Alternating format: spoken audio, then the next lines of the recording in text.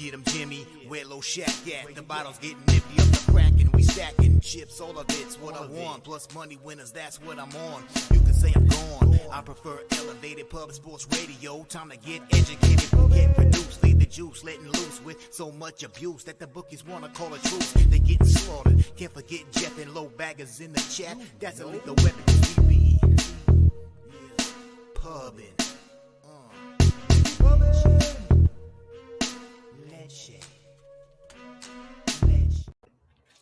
All right, what's up, everyone? Say hey. Nice to see everyone in the chat bright and early. My name is Jose Bouquett, as many of you guys know. We are going to go through these games rather quickly. We have a lot to talk about here today. It's going to be a lot of fun. I appreciate everyone for joining. Betting with Bouquett, Billy Friedrich, Nuke, James Parm, Leonard Porsche. Yes, betting with Bouquett. Jimmy away today. Has a loaded weekend of stuff with the family, so I'm taking over today. He'll be back obviously on Wednesday for our interesting week of Thanksgiving action next week. Remember, the schedule is a little weird next week, like betting with the bag on Wednesday is going to be followed by a Cappers contest show before Thanksgiving. He'll be doing all of the Thanksgiving games streamed, and then that Friday poker tournament, Black Friday football. It'll be a lot of fun. So tune into all of that. Let's get right into it, guys. But I appreciate everyone joining in here early.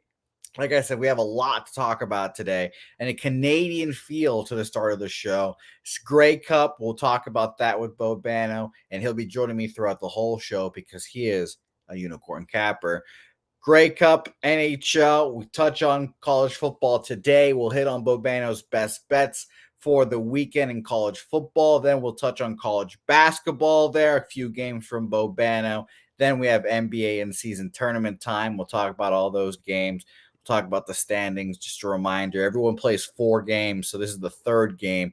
Best record in the group and the best record, second best records, I guess, from all the second places there. I'll get in as well. So we'll get right into it. Let's bring in our guy, the one, the only, Mr. Ian Cameron Bobano joins us. Bobano, how's goes it? I like the little haircut I believe you got. How That's are you right. doing? Yeah.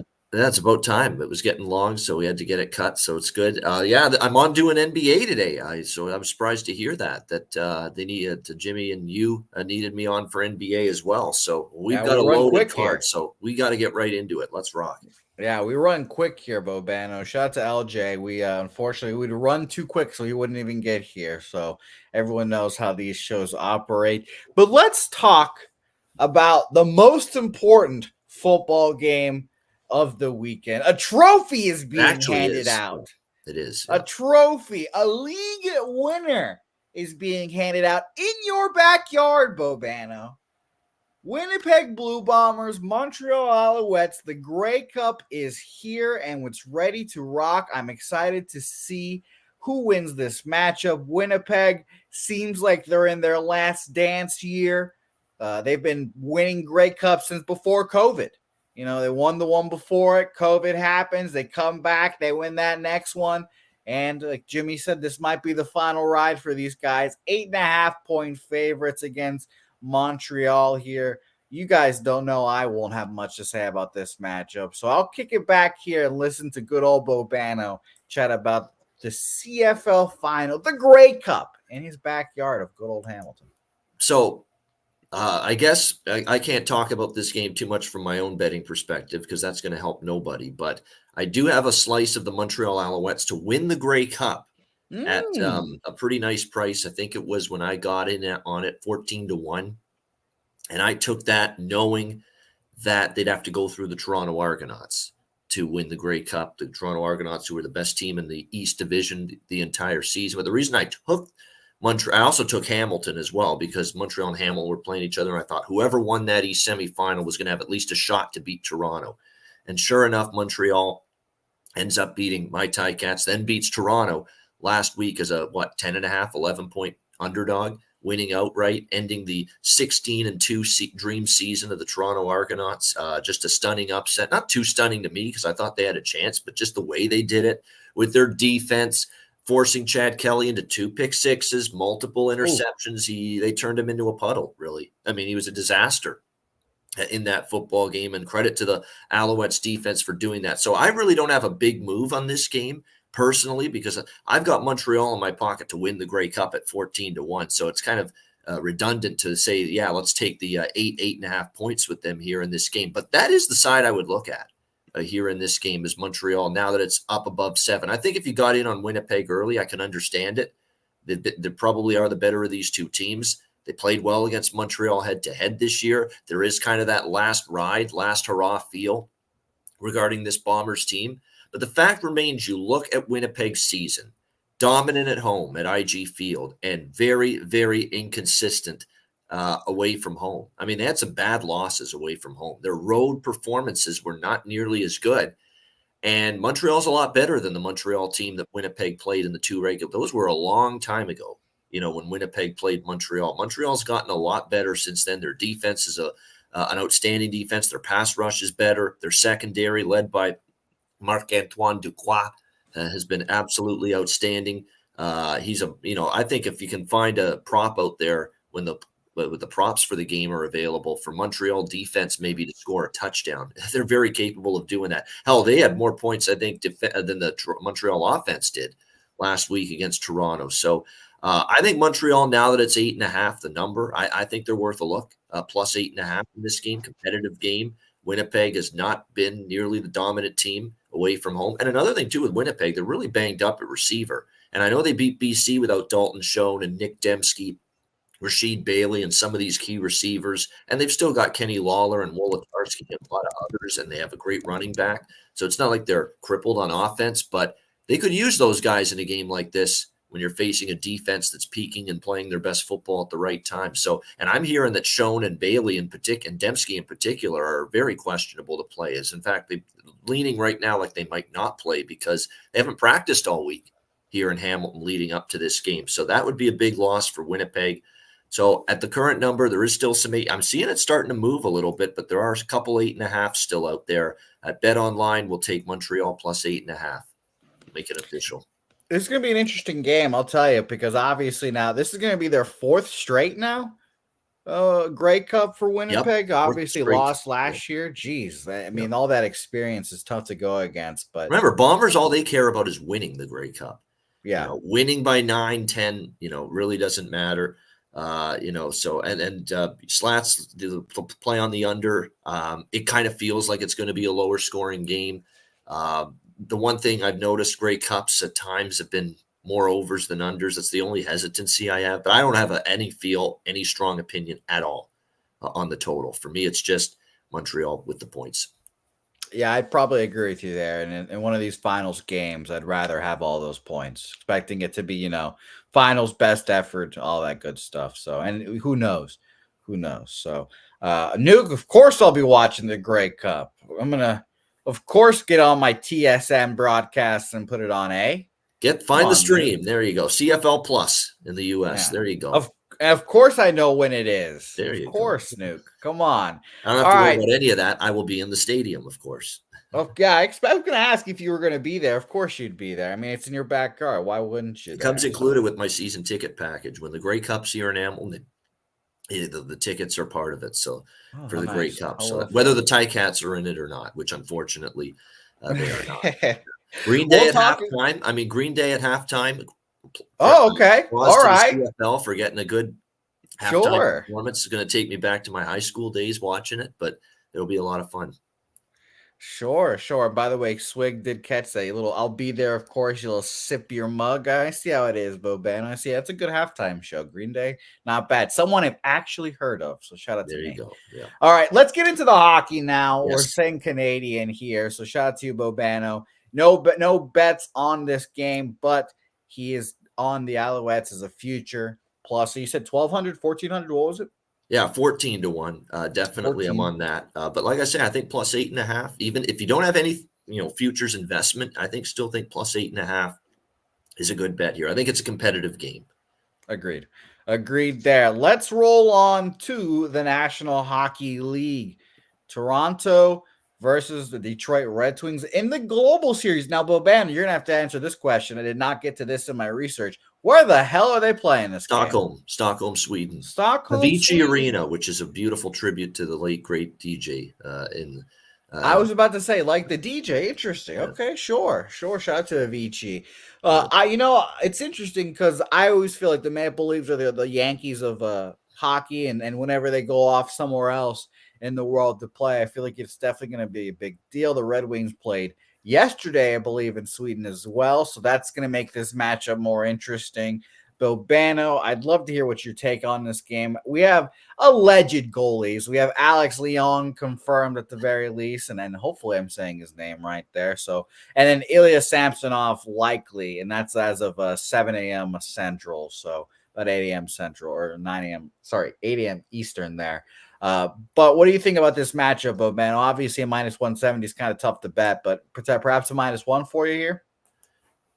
This one I'm on the over here, 6.5 in this game. I cashed an easy one with over 6.5 with the Red Wings and the Senators yesterday, the first game over there in Stockholm, Sweden. And I'm telling you what, both of those teams yesterday with the bigger ice, because it's not NHL sized ice over there, it's European, which means it's bigger. It looked like there was way more time and space in the offensive zone for all these players. I mean, there were players left wide open pretty much all game in that. Maybe that's just bad defensive coverage, but I think it's a product of the bigger ice surface. No question about that. So I think that definitely played a part in all those goals yesterday in that Red Wings Senators game.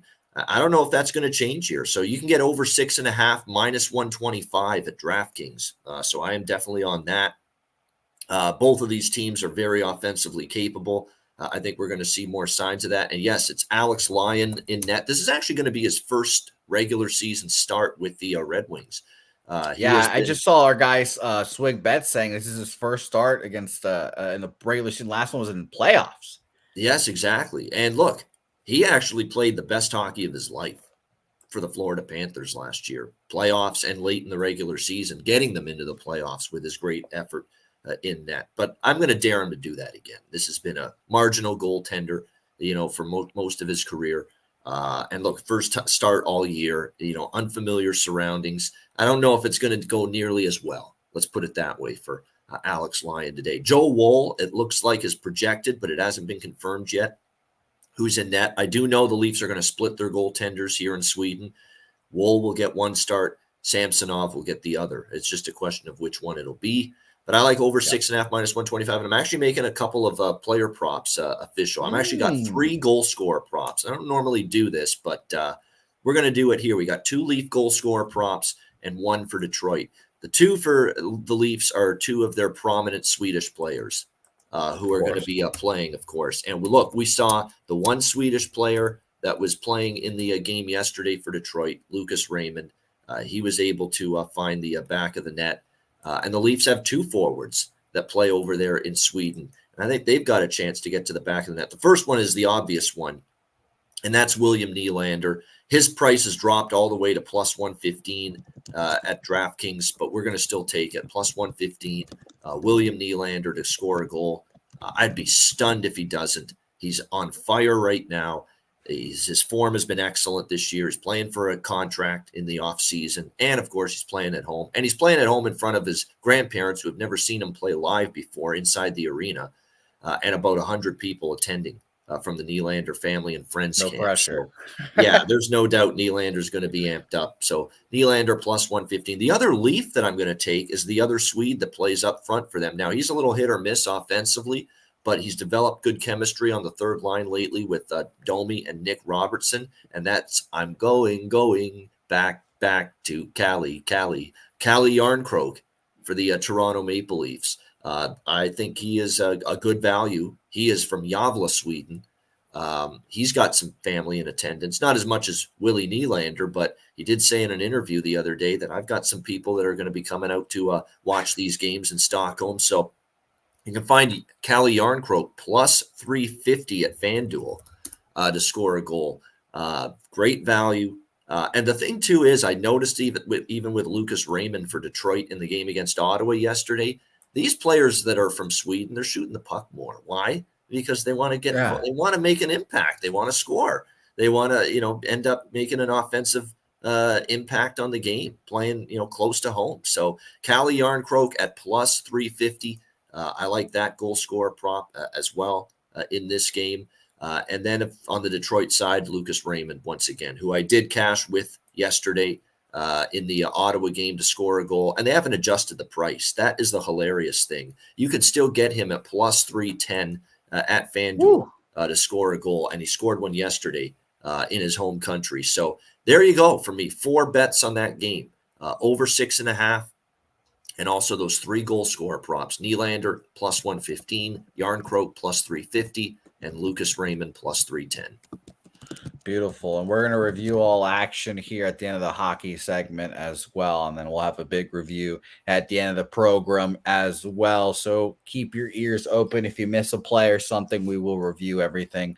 Do not worry. And of course, James the Bag has asked me to record everything. So I have to ask Boban to repeat stuff many times, I'm sure. But we will get to that at the review section of If you really want to get wild and crazy, I don't think he will score because he's just not that kind of player, but I think he is in the lineup today for the Leafs. He's also Swedish. He's a defenseman, William Lagesson.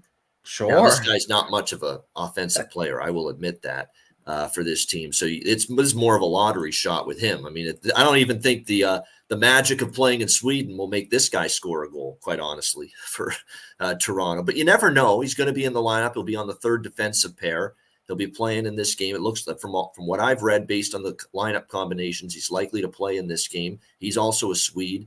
Now, again, 0 goals and 1 assist for the Leafs this year. But if you want to take a shot, like it's kind of like a lottery ticket, it's plus 2,000, 20-1 at FanDuel for William Lagesson to score a goal. So, man, that's crazy for just a goal. Yeah, that is wild. I like that bet as well. Hope that Nylander scores so then your Lagesson bet can just free roll basically. So that's I hope that ends up cashing for those out there if you take it. So shout out to him. Lagesson. Been watching that. And by the way, shout out to Ottawa yesterday for making everyone sweat. Jimmy was up 4-0 feeling good, and then everything collapsed all of a sudden. But thankfully they came back and won again. Let's go to Buffalo, Winnipeg here. Now, again, I'm getting my goalies from Daily Faceoff, so obviously we'll see what they are when they're confirmed. I've got Eric Comrie as likely, and Hellebuck is unconfirmed thus far for the Sabres and the Wings here. Boban, I'll just quickly pass it off to you because, like we said, we have a bunch of games here today to talk about. So Buffalo, Winnipeg here. Any thoughts here? It's very interesting to see what we get from Buffalo tonight and moving forward because obviously the injury to Tage Thompson is obviously kind of a black cloud over the team. I mean, he's important. He's obviously a guy that's their best offensive player, one of, and now he's going to be out indefinitely. So how do the Sabres adjust to that? It's going to be interesting. It might open up the door for a couple of prop options here because without Tage Thompson, Don Granato is going to have to shift the lineup a bit. Looks like it's going to be tonight Dylan Cousins centering the top line with Alex Tuck and Skinner, Jeff Skinner for the Sabres as well tonight in this one. Zach Benson, Casey Middlestat, JJ Peterka. It'll be interesting to see. That's a hard pill to swallow, and the Sabres know that it's a big loss losing Tage for a long period of time. It's a Sabres team that just hasn't been able to get on track. I think their biggest win streak this year is still just 2 games. They've been a win 1, lose 1, win 2, lose 2 type of team, all season long. That's why their record is 7-9. We'll see how they fare here. They're 3-4 on the road, but then again, they're only 4-5 at home. So their home versus road performance is pretty much on par. It's the same, up and down. What I do know about the Jets is the Jets are playing really well right now. 4-1 their last 5 games, 6-3 win against New Jersey in their last game on Tuesday night. They are absolutely scoring goals in bunches right now, this Winnipeg Jets team. We'll see if that continues here in this one, taking on the Buffalo Sabres. This is the front end of a back-to-back for Winnipeg. They're at home against Arizona tomorrow night. So that ends up bringing in the question of who's going to start tonight for the Winnipeg Jets. Is Hellebuck in tonight? And do they save him for the Arizona game? Or are you going to see Laurent Brossoit in goal tonight for Winnipeg and they save Hellebuck until tomorrow night. Ukko-Pekka Luukkonen projected, but no confirmation there yet. I got to admit, Buffalo's actually won as an underdog 2 years in a row in Winnipeg. So they've actually done well here. First game without the star player theory. It works really, really well in the NBA. It really does. In the NHL, I think it's a little more hit or miss because, you know, that theory can go to hell with a bad bounce or a bad of the puck and a bad call here and there. But I think there are intangibles that point to maybe Buffalo being live tonight. A kind of a flat spot for Winnipeg, playing a non-conference team, an Eastern Conference team. Then they play Arizona tomorrow night. If Hellebuck's not in, that's the one thing I'm holding off on. If Hellebuck is not in, I think I will move on Buffalo here at a plus price. If he is in, probably will end up passing the game. Would this price drop to like -1, like 50? If it'll move a little bit on Buffalo if Hellebuck's not in. But I definitely think tonight, it's for a one-night rally the troops type of game. First game without Tage Thompson, who again is going to be out for a while. He's going to miss significant time with the injury that he suffered, that wrist injury. So it's just very, very unfortunate. They don't know exactly how long, but it's going to be weeks, if not months. It's not just days that he's going to be out. So I think one night you could see them rally around it. And again, they've gone to Winnipeg and won 2 years in a row. 2021 in December, they won 4-2. Last year, they went to Winnipeg. They won 3-2. So there's something about going there, and the Sabres have played well here in the Peg. So lean Buffalo, but I'm not betting it until I know Hellebuck's out. The Peg. Shout out to Winnipeg there. I know Jimmy doesn't talk about the market in these games very much, but I'll just mention, obviously, it's a -175, so who's betting that? But 17% of the bets and 58% of the money on the Sabres here tonight. Only 2,000, 3,000 tickets in, so keep that with a grain of salt, but mentioning that for those who care. Last game on the card, Florida Panthers versus the Anaheim Ducks. West Coast hockey just not working out, I guess, huh? The Ducks and the Sharks, I've just, all I hear about them is just horrible. Trevor Zegras is not as good as we thought he'd be, and you know, the Florida Panthers, shout out to them. They made a franchise-changing deal, and it's funny because I've been thinking about the Panthers-Calgary trade for a while, and you trade a Tkachuk, which never seems to be a good idea. But it's just funny to watch the Calgary Flames now just be in shambles over there, you know, and it is funny to see also, Bobano. If it's not one Canadian team, it's the other Canadian team that's the shit of the week. You know, Edmonton was getting destroyed for the first couple of weeks in the season. Now here comes the Flames, you know, take them up. And then Ottawa was talking shit to their fans earlier in the season. Look at me knowing hockey shit going on. But it's hard to bet a -175 here, Bobano. I'm assuming you might have a total look here, but what are your thoughts on this game? Yeah, no total look, but I do lean to either Anaheim and or the draw in this game. And I think I like the draw a little bit because if you actually look Florida, Anaheim, overtime in 3 of the last 6 head-to-head meetings between these two teams. They met twice last year. The game in Anaheim was 5-3 Florida, but it was an empty net goal to make it 5-3 for Florida. So that was really a 1-goal game in the final minute. It came that close to overtime. And then the game in Florida between these two teams was won by Florida 4-3 in overtime. And keep in mind, that was a much worse Anaheim team last year. Anaheim's a lot better this year compared to last year. Florida's on a back-to-back. They were in LA last night. They lost 2-1. Now, there is no travel. And the thing about the LA-Anaheim back-to-back when you're on the road for those two games is you're in the same hotel. There's no air travel.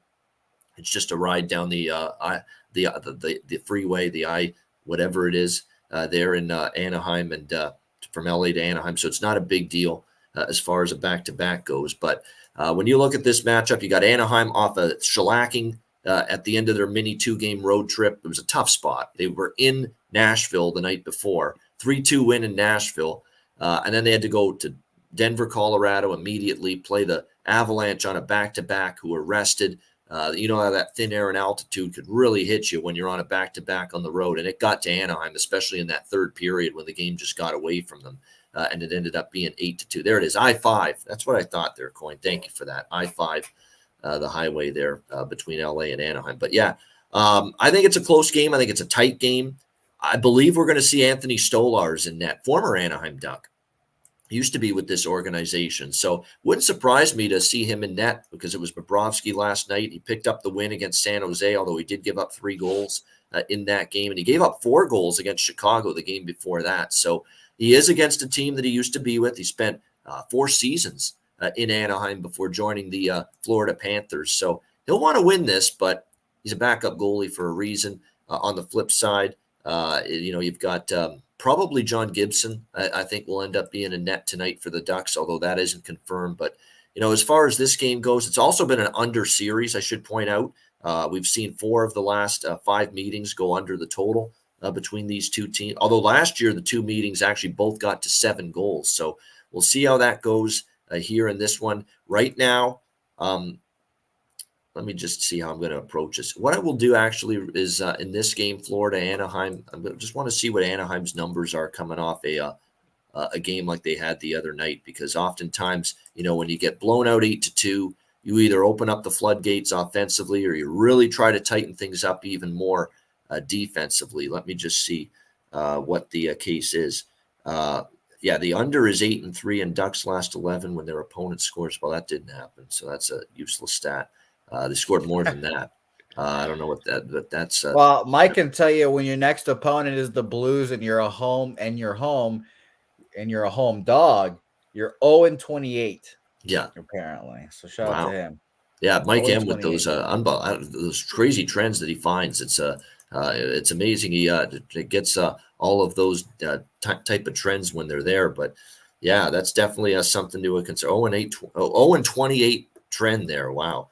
Pretty impressive stuff. No question. Yeah, and it's again when you're playing the Blues next and you're a home dog. Yeah, that's when you lose. Apparently, I guess the Blues are just that big of a deal. I guess. Who knows? And are they playing the Blues next? Yes, they are. So that means that's Anaheim in an 0-28 spot tonight. So yeah, if you guys are interested in a little -1, -1.5 for Florida, Mike M. There you go. Shout out to Mikey. You know what I do? I think the draw is worth a look tonight. I'm probably going to sprinkle on that. And actually, now that I think about it, Stolar's in net, backup goalie.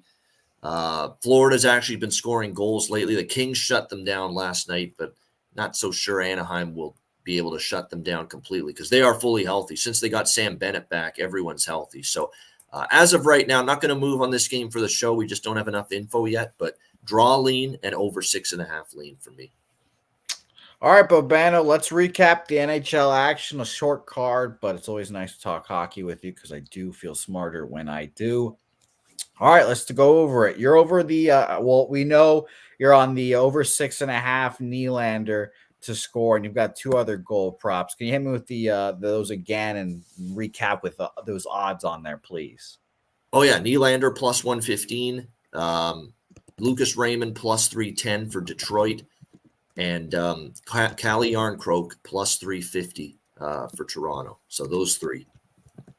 Yarncroke. All right, Jimmy, you'll have to decipher my spelling there. And what'd you get for the over? Yeah, not Yarncroak. You don't like it sounds. You don't spell it like it sounds. Yarncroke, like the 2 words, like yarn, the ball of yarn, and I'm going to croak right in front of you. No, it's not spelled that way. It's actually Jarnkrok. Wow.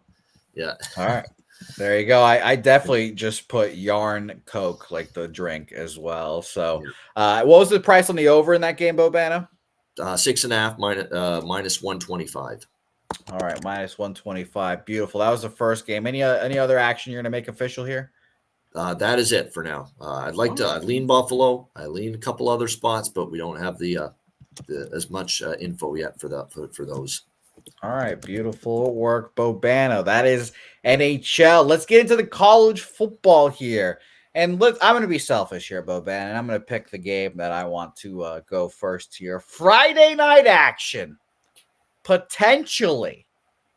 There's, words and rumors that this is the final game of the Jeff Traylor, Frank Harris, I should say, era. And it has put a shiver down my spine, Bobano.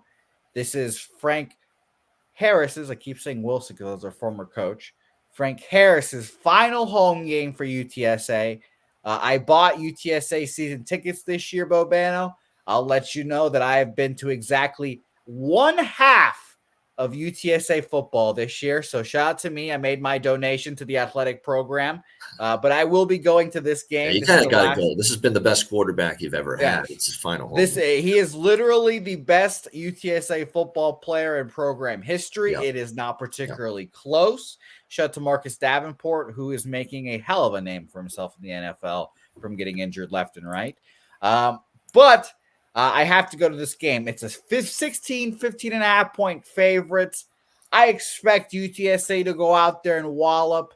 Like I said, senior night for the most important player in program history. It is concerning, yes, that Jeff Traylor did just take an interview to go coach for Texas A&M. That would be a fantastic hire for Texas A&M. However, I don't trust them to make the smart decisions and hire him, but it is very concerning. It has sent a shiver down everyone in UTSA's spine. Bobano, I don't think I'm going to have any action on this game. I might bet the over for shits and gigs. I don't know. Maybe I'll bet the under and just root for UTSA's defense, I guess. But I don't know exactly what I'm going to do with this game, Bobano. And I'll tell you right now, after this show's over, I'm going to go work out. And that makes me want to kill myself saying that. But I'm going to go work out. And I'm immediately going to go drive to the Southtown 101, park my car there, and walk on over to UTSA's tailgates at the Alamo Dome. And I'll be at this game. So shout out to anyone that will be there. And I think I'm actually producing the last call today as well. Shout out to Mike. But it'll be a lot of fun to be at this game. And if you guys are there, say hey. But no action for me, Bobano. UTSA USF here on UTSA senior night. What do you think? I mean, man, for me, it's over and or UTSA team total over. It's one or both of those in this game for me. I definitely am going to make the full game over official because I do know UTSA will score against this South Florida defense, which is miserable. It's god-awful. It's hideous how bad this South Florida defense is. And I know they were a little bit better last week against Temple, but I watched a lot of that game. Temple screwed up a lot, all right, on offense in that game. That was not really a product of, wow, things were great from much better from South Florida defensively. So I'm definitely looking at points being scored in this game. So I'm going to make it official at Pinnacle with this one here. Jose over 66, minus 115 at Pinnacle. Definitely will lock that in.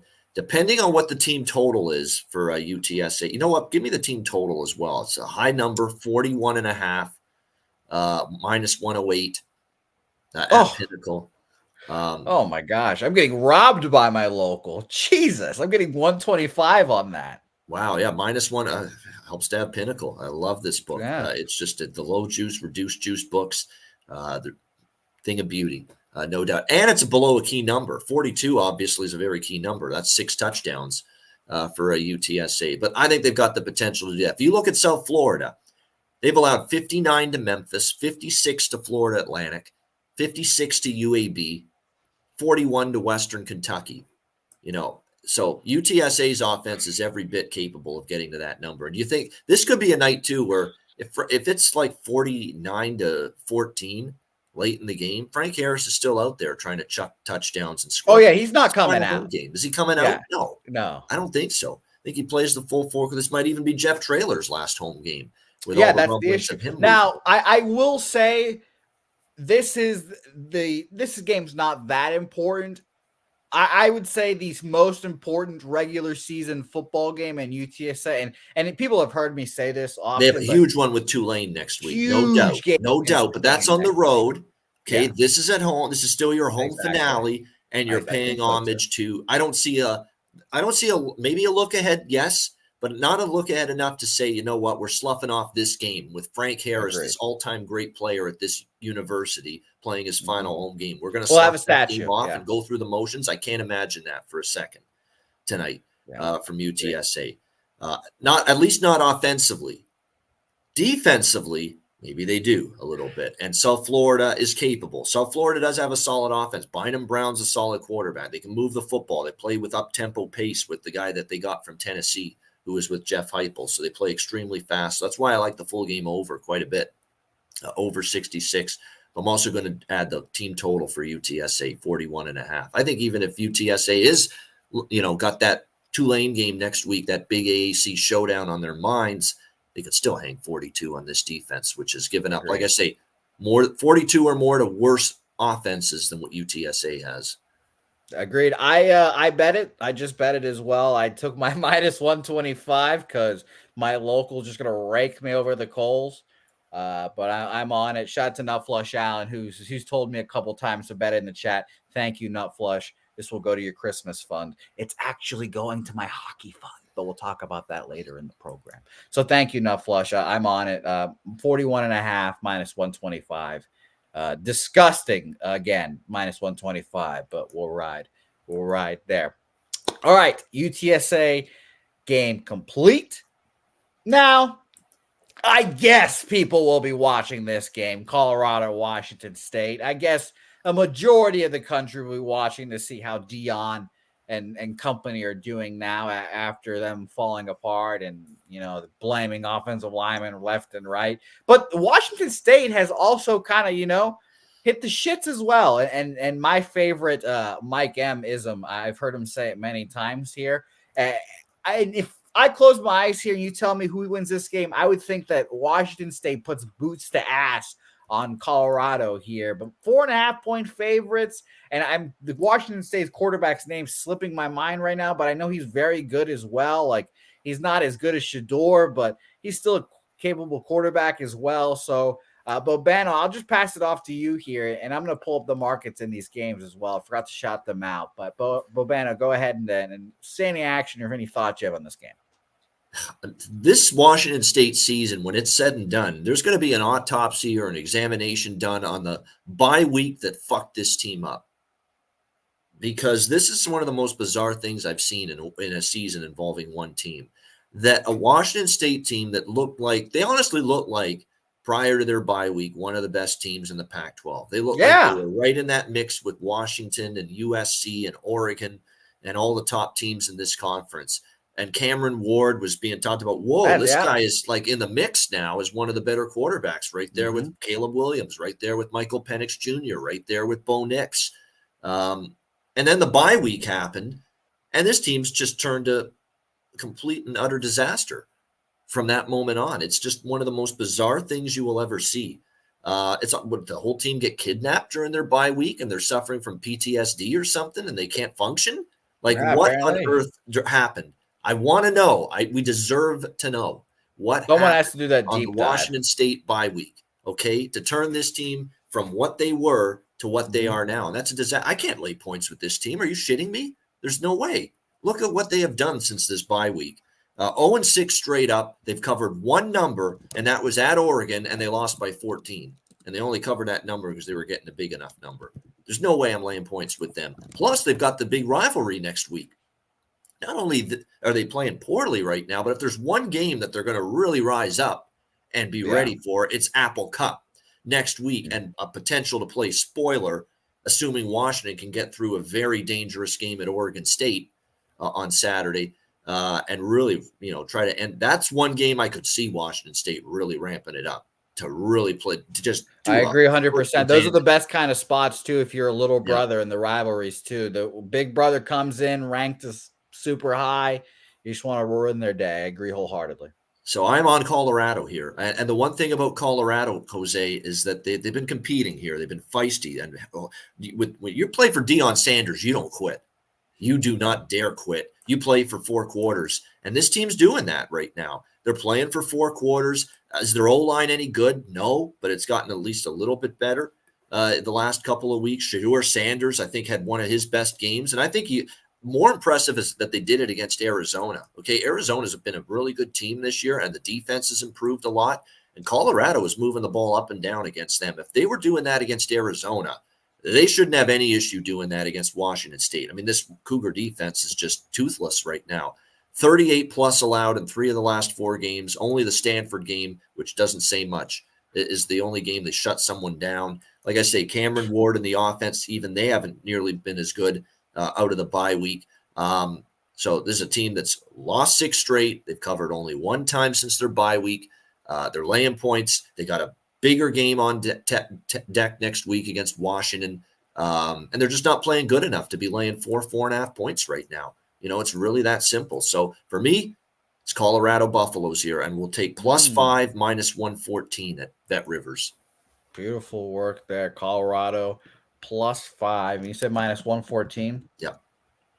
All right. Colorado +5, -114. And I'll get your UTSA bets here in Let a me see what second. the total is. Let me see what the weather is actually in Pullman What tonight. you do, I'll mention the markets here real quick. In the previous game, the UTSA game, 82% of the bets and 80% of the money on UTSA there. 5,000 tickets in. Kind of not surprising. In this game, according to Action, it opened up at 6. Now, those Action openers cannot be always reliable, but let you guys know that. Now, obviously, you see this down to 4.5s. And 63% of the bets and 54% of the money on Colorado there. Yeah, good stuff indeed. You know what? Let me just see what the number. The weather doesn't look too bad. I can get. Let me just see what. Yeah, the weather doesn't look too bad. Because I do feel there should be points here in this game because the Colorado defense is still. I mean, that's the one thing that worries me about taking Colorado is their defense still hasn't been very good. The last several weeks they've struggled mightily on that side of the ball. Washington State could, and we did see Washington State's offense against a weaker defense come back to life last week at Cal. Even though they lost that game, it wasn't because of their offense. They put 39 on the board. Problem was they gave up 42. Yeah, over 61 -120 at Pinnacle for the total. I'll add that as well. Pretty shocking that this line opened so high and it's been just falling and falling and falling. But interesting notes there. Bobano going over that falling line and taking some Colorado there as well. All right, Bobano, let's get into your best bets for the weekend. I asked you for some bets for this program. I'm very happy you brought some here. I knew you'd have some. I always know Bobano's got the action here. And we're going across the whole spectrum of college football. It's nice. We start off with some ACC action.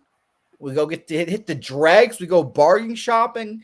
I think Conference USA. This is what happens when all these conferences shake up here. And I can't wait. It's going to be a lot of fun. Maybe we'll even hit the Big 12 or Big 10 while we're at it.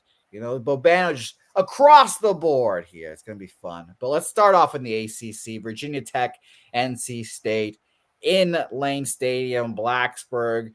Somewhere I've been in an environment I've been in. So shout out to Virginia Tech. I've grown up not liking the Hokies. Now seeing them struggle does tickle me. I will admit, it does amuse me and it does tickle me here. But 2.5-point favorites, NC State going into Lane Stadium here, Bobano.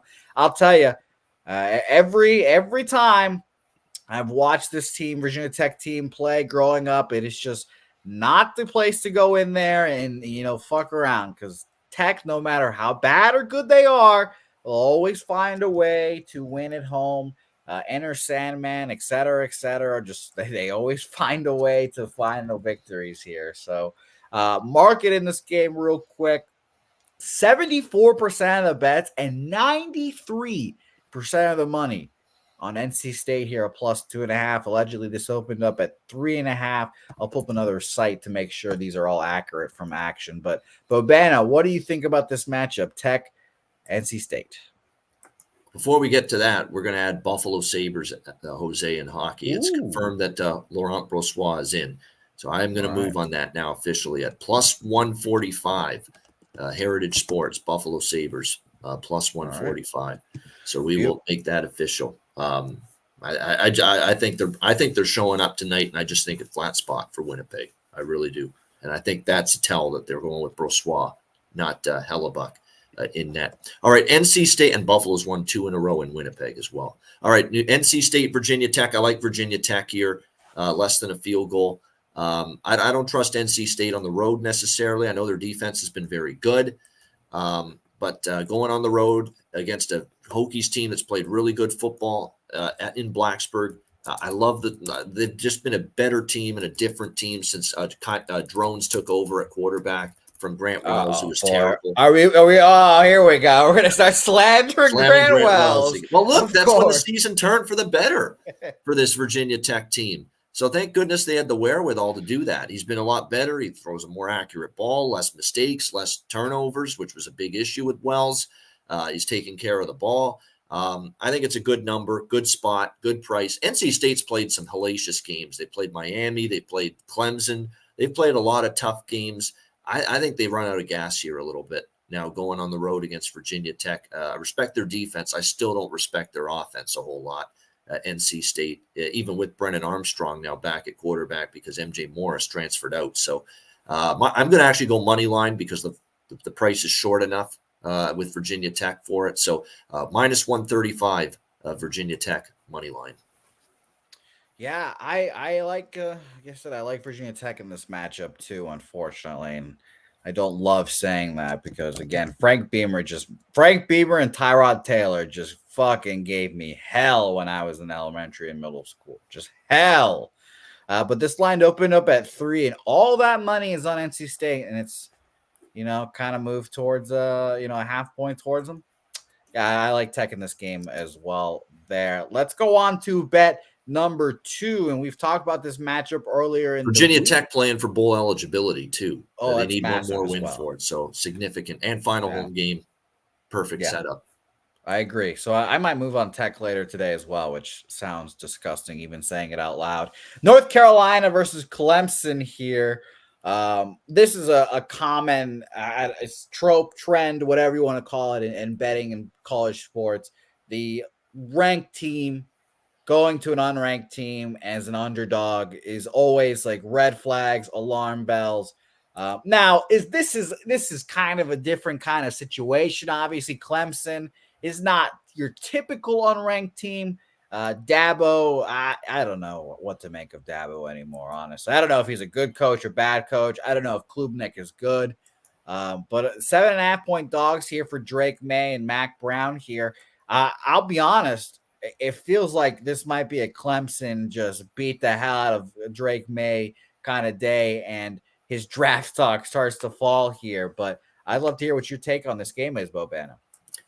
Yeah, I wouldn't. It feels like you're getting way too many points than you should be with North Carolina, considering the record of these two teams. But I think they're now a little greater than touchdown underdog for a reason. I mean, they're coming off the huge 47-45 win against Duke last week, the battle for the victory bell, that rivalry game, and took a lot out of them. The defense got absolutely gashed by a quarterback that was making his first official start, Grayson Loftus, for Duke. So that's not what you want to see. And I think they're going to struggle defensively here against Clemson. You look at Clemson last year, they put up 39 points against North Carolina. That was in the ACC championship game with Cade Klubnik at quarterback. Cade Klubnik had 4 incomplete passes last year in the ACC title game against North Carolina. 39-10 win, 279 through the air, 20 for 24 he was in that game. So we'll see how this one fares in the North Carolina and Clemson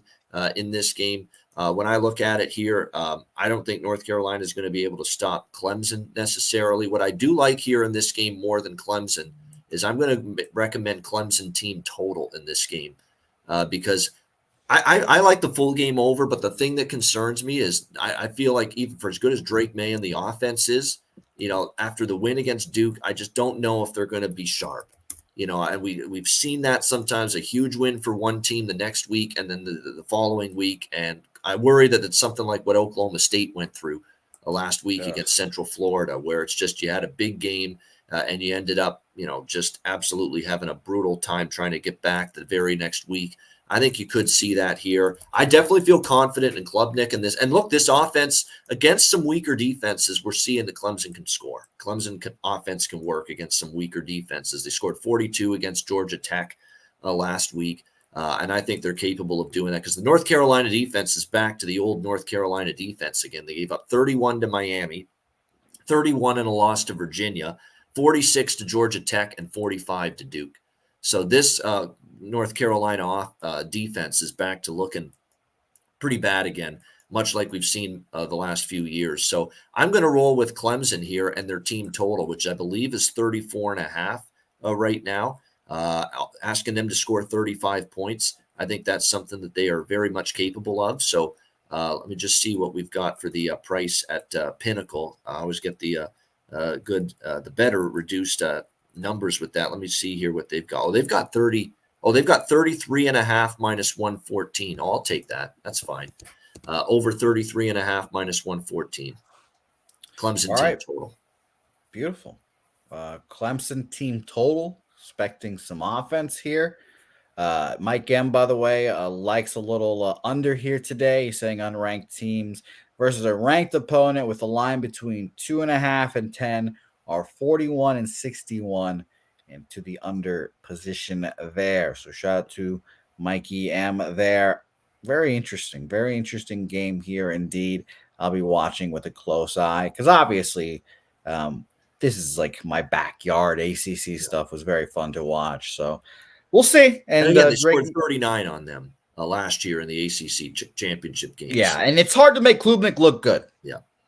It's hard. He was good last week against Georgia Tech, and it's not like North Carolina's defense is a lot better right now. We just saw them give up 40s to Duke, 40s to Georgia Tech, 31 to they've been. So I think asking Clemson get 34, 35 points here, it's not asking too much. I agree there. Next game. It's funny, for those of you that don't know, I produce Mondays with Bobano and Connor Mack as well. So I hear Bobano and Connor talk about certain teams basically every week. And I don't know what side Bobano is on, but I'll tell you, it feels like every week it has been fade Trent Dilfer. He is like in over his head, et cetera, et cetera. And it's been kind of funny to watch because I thought he'd be okay, but it's like his first year being a college coach after being a high school coach, and that always just feels like that's going to be the first year of just struggle and shame. But Boban, I'd love to hear your take because I'm always interested in hearing you talk about Trent Dilfer's UAB squad here. Yeah, I believe I am on not just side but total, both of them here in this game. Yeah, I'm on Temple here plus 7.5, minus 115 at DraftKings. Look, I cashed a ticket with Temple last week. Temple has had E.J. Warner, son of Kurt Warner, back at quarterback the last two games, and their offense is functional again because their offense couldn't do anything with Quincy Patterson. That guy might be one of the worst throwing quarterbacks I've seen at the college level. Like, he could barely complete a forward pass for this Temple team. But they've got E.J. Warner back, and we've seen the results the last couple of weeks. They get 2-point spread covers against South Florida and Navy in back-to-back weeks, including the win against Navy. So they're undervalued. Again, throw out the SMU, North Texas, all those brutal games offensively. And remember, everybody dropped Temple significantly in the power rating after the North Texas lost by 31 and the SMU lost by 55, because, look, they were playing bad. You got to drop them. But they didn't have Warner in those games. Now they have him back, and they've covered 2 straight. They're undervalued. And who's UAB to be laying this kind of number? I mean, they have an awful defense. They give up 35 to USF, 35 to Tulane, 49 to Georgia, 41 to the Cajuns of Lafayette, 45 to Memphis, 42 to Florida Atlantic, and they get blasted by Navy, who have had a helter-skelter offense all year, and UAB loses 31-6 to them last week. So who the hell are UAB to be trusted laying more than a touchdown in this game? Not with my money. Temple plus 7.5, minus 115. I also like the over 62, minus 112. Yeah, I kind of figured it's fade Trent Dilfer and his first year, and I agree. Justin McAvee likes Temple as well, so shout out to you guys there. Let's keep this train rolling. Oh, and by the way, market real quick. I'll shout that out as we get in here. 72% and 94% of the money on Temple there. So very interesting. Only 2,000 bets in, so very, very small sample size there, but early love for Temple, and I agree there. All right, 2 more games left. Let's go to Texas Tech UCF here. And Bobano, I have not been betting anything recently. Been kind of taking it slow since baseball season is not here. But I should have put my entire life savings on UCF after a bedlam because I knew for a fact that Oklahoma State was not going to show up against fucking UCF. Now, I didn't expect them to get blown out by like 40 or whatever it ended up being. But I knew that Mike Gundy is not a good enough coach to get his team fired up for the next game. That was his nut. They'll probably lose the rest of their games. I don't know. The Oklahoma State sucks, and he's a horrible coach. Now, that being said, I can't credit UCF. They just showed up to the football game. Oklahoma State was still celebrating back in Stillwater for their last game, and I don't know how much credit I can give this UCF squad. And now you're going to Texas Tech in the middle of nowhere. I think they're probably first matchup at Texas Tech in their program's history. So I don't know here, Bobano. I lean Texas Tech here initially. What do you think? Yeah, I like Texas Tech as well. I mean, I don't trust UCF on the road. It was a perfect storm at the bounce house, catching Oklahoma State after the Bedlam rivalry win, the final Bedlam rivalry game, winning that one against Oklahoma. And look, you got to give UCF some credit. They played well, but that was a lot of no-show in Oklahoma State, quite honestly, last week in that game. So don't want to go crazy with the credit. And look, Texas Tech hasn't had the season people expected, including me, but there were several games there where they were down to their third string quarterback, and that's affected their results. Jake Strong was bad whenever he was in there. Of course, they lost Tyler Shuck early in the season.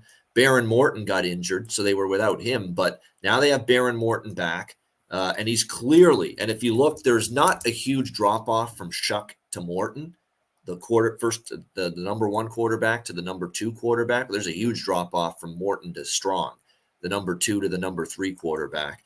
And that was the problem for Texas Tech when they lost to Kansas State and they lost to BYU. The BYU loss is a really bad loss, but they didn't have Morton, and you could see it. The offense was just bad in that game. But they've had Morton back for 2 games now. The TCU game, they won 35-28, won and covered. And even last week, in that game, not pretty for Morton, but he played. He wasn't quite 100%, but he played through it, and they get the win against Kansas. Now they were helped out by Kansas losing Jason Bean to injury, and they were down to Cole Ballard at quarterback. He wasn't very good. That definitely helped the cause for Texas Tech. But the fact is, they still went into Kansas and beat the Jayhawks, which is a pretty good win. So now they're won 2 in a row, covered 2 in a row. They're feeling better. I think back home with Morton healthier than he's been the last few weeks, I think they get the job done here in this game against UCF. And again, just like with the Virginia Tech game, when you're talking about this short home favorite situation, I just go money line. So we'll do that minus 135, Texas Tech money line at Bet Rivers. Beautiful. Minus 135, Texas Tech money line there for Bobano. Let's keep it rolling here. Our final game, and range is what we have, Bobano, because we talked about all these, premier matchups, your big colleges. Let's go dumpster diving. Let's go into the slop. Sam Houston, Western Kentucky here. A popular bet for a lot of the early season Sam Houston. Their defense was phenomenal. But now they're getting 12.5 points against WKU, who I can confirm Bailey Zappi is not the quarterback anymore, guys. So this is not your mom's and dad's Western Kentucky. What do you think about this matchup here, Bobano? These are 2 teams that are, especially from a point spread standpoint, these are 2 teams that are in totally different directions right now, Sam Houston and Western Kentucky. Sam Houston is getting progressively better late in the season. Western Kentucky is getting worse. This is definitely the worst edition of the Hilltoppers under Tyson Helton. Not even close. There's something missing there. And Austin Reed has had some good seasons. Like it's not like he's lost the ability. I just think the talent around him is not as good. I don't think the O-line is as good, and it's affecting him. It's affecting this whole offense. They've been nothing special. And there's multiple games that Western Kentucky's offense has done nothing in the second half. I mean, this is now multiple games this year where after halftime, this offense has been shut down. It happened again last week against New Mexico State. They did absolutely nothing as far as offense. Now, this is an important game. They need bowl eligibility, but you're asking them to win by a big margin here when this is a team that right now entering this game, Western Kentucky is 0-4 ATS their last 4 games. And their only win during that span was an 8-point win against UTEP, who are abysmal this year. Absolutely awful at this point in time. Sam Houston State, look, they won outright as 8-point dogs at Louisiana Tech last week, 42-27. Look at all these results that they've had where they've been right there. Competitive defeats against Jacksonville State, lose by 7. Liberty, best team in this conference, lose by 5, right down to the wire. FIU, a 6-point loss. UTEP, a 3-point loss. The only game they've lost by more than this point spread was at New Mexico State, 27-13, 14-point loss. And in that game, to be honest with you, the yardage was even. New Mexico State only won the yardage battle by like 50. So that probably was a closer game than that 14-point score would indicate. So, I'm going to move on Sam Houston here. This is an undervalued point spread team right now. Western Kentucky, to me, right now is incapable of winning by this kind of margin. So plus 13, minus 110 on Sam Houston State. I like to bet Bobano, and what's funny, again, we went dumpster diving here. Only 700 bets on this game so far. 80% of the bets and 94% of the money on Sam Houston, which actually makes me feel better about that because it's such a small sample size. People that know are betting this game. So shout out to you there, Bobano. Let's recap the college football action here. Bobano, mine's easy. I'm only on one thing. UTSA team total over 41.5, minus 125 for me. Bobano, I've got my typing fingers ready to go. What are you on today? Or I should say the weekend, I should say. But go ahead and just recap all your action, I suppose. Oh, okay. That's what you meant. Okay. It was including tonight. Okay. So UTSA, South Florida, we're on over 66, minus 110.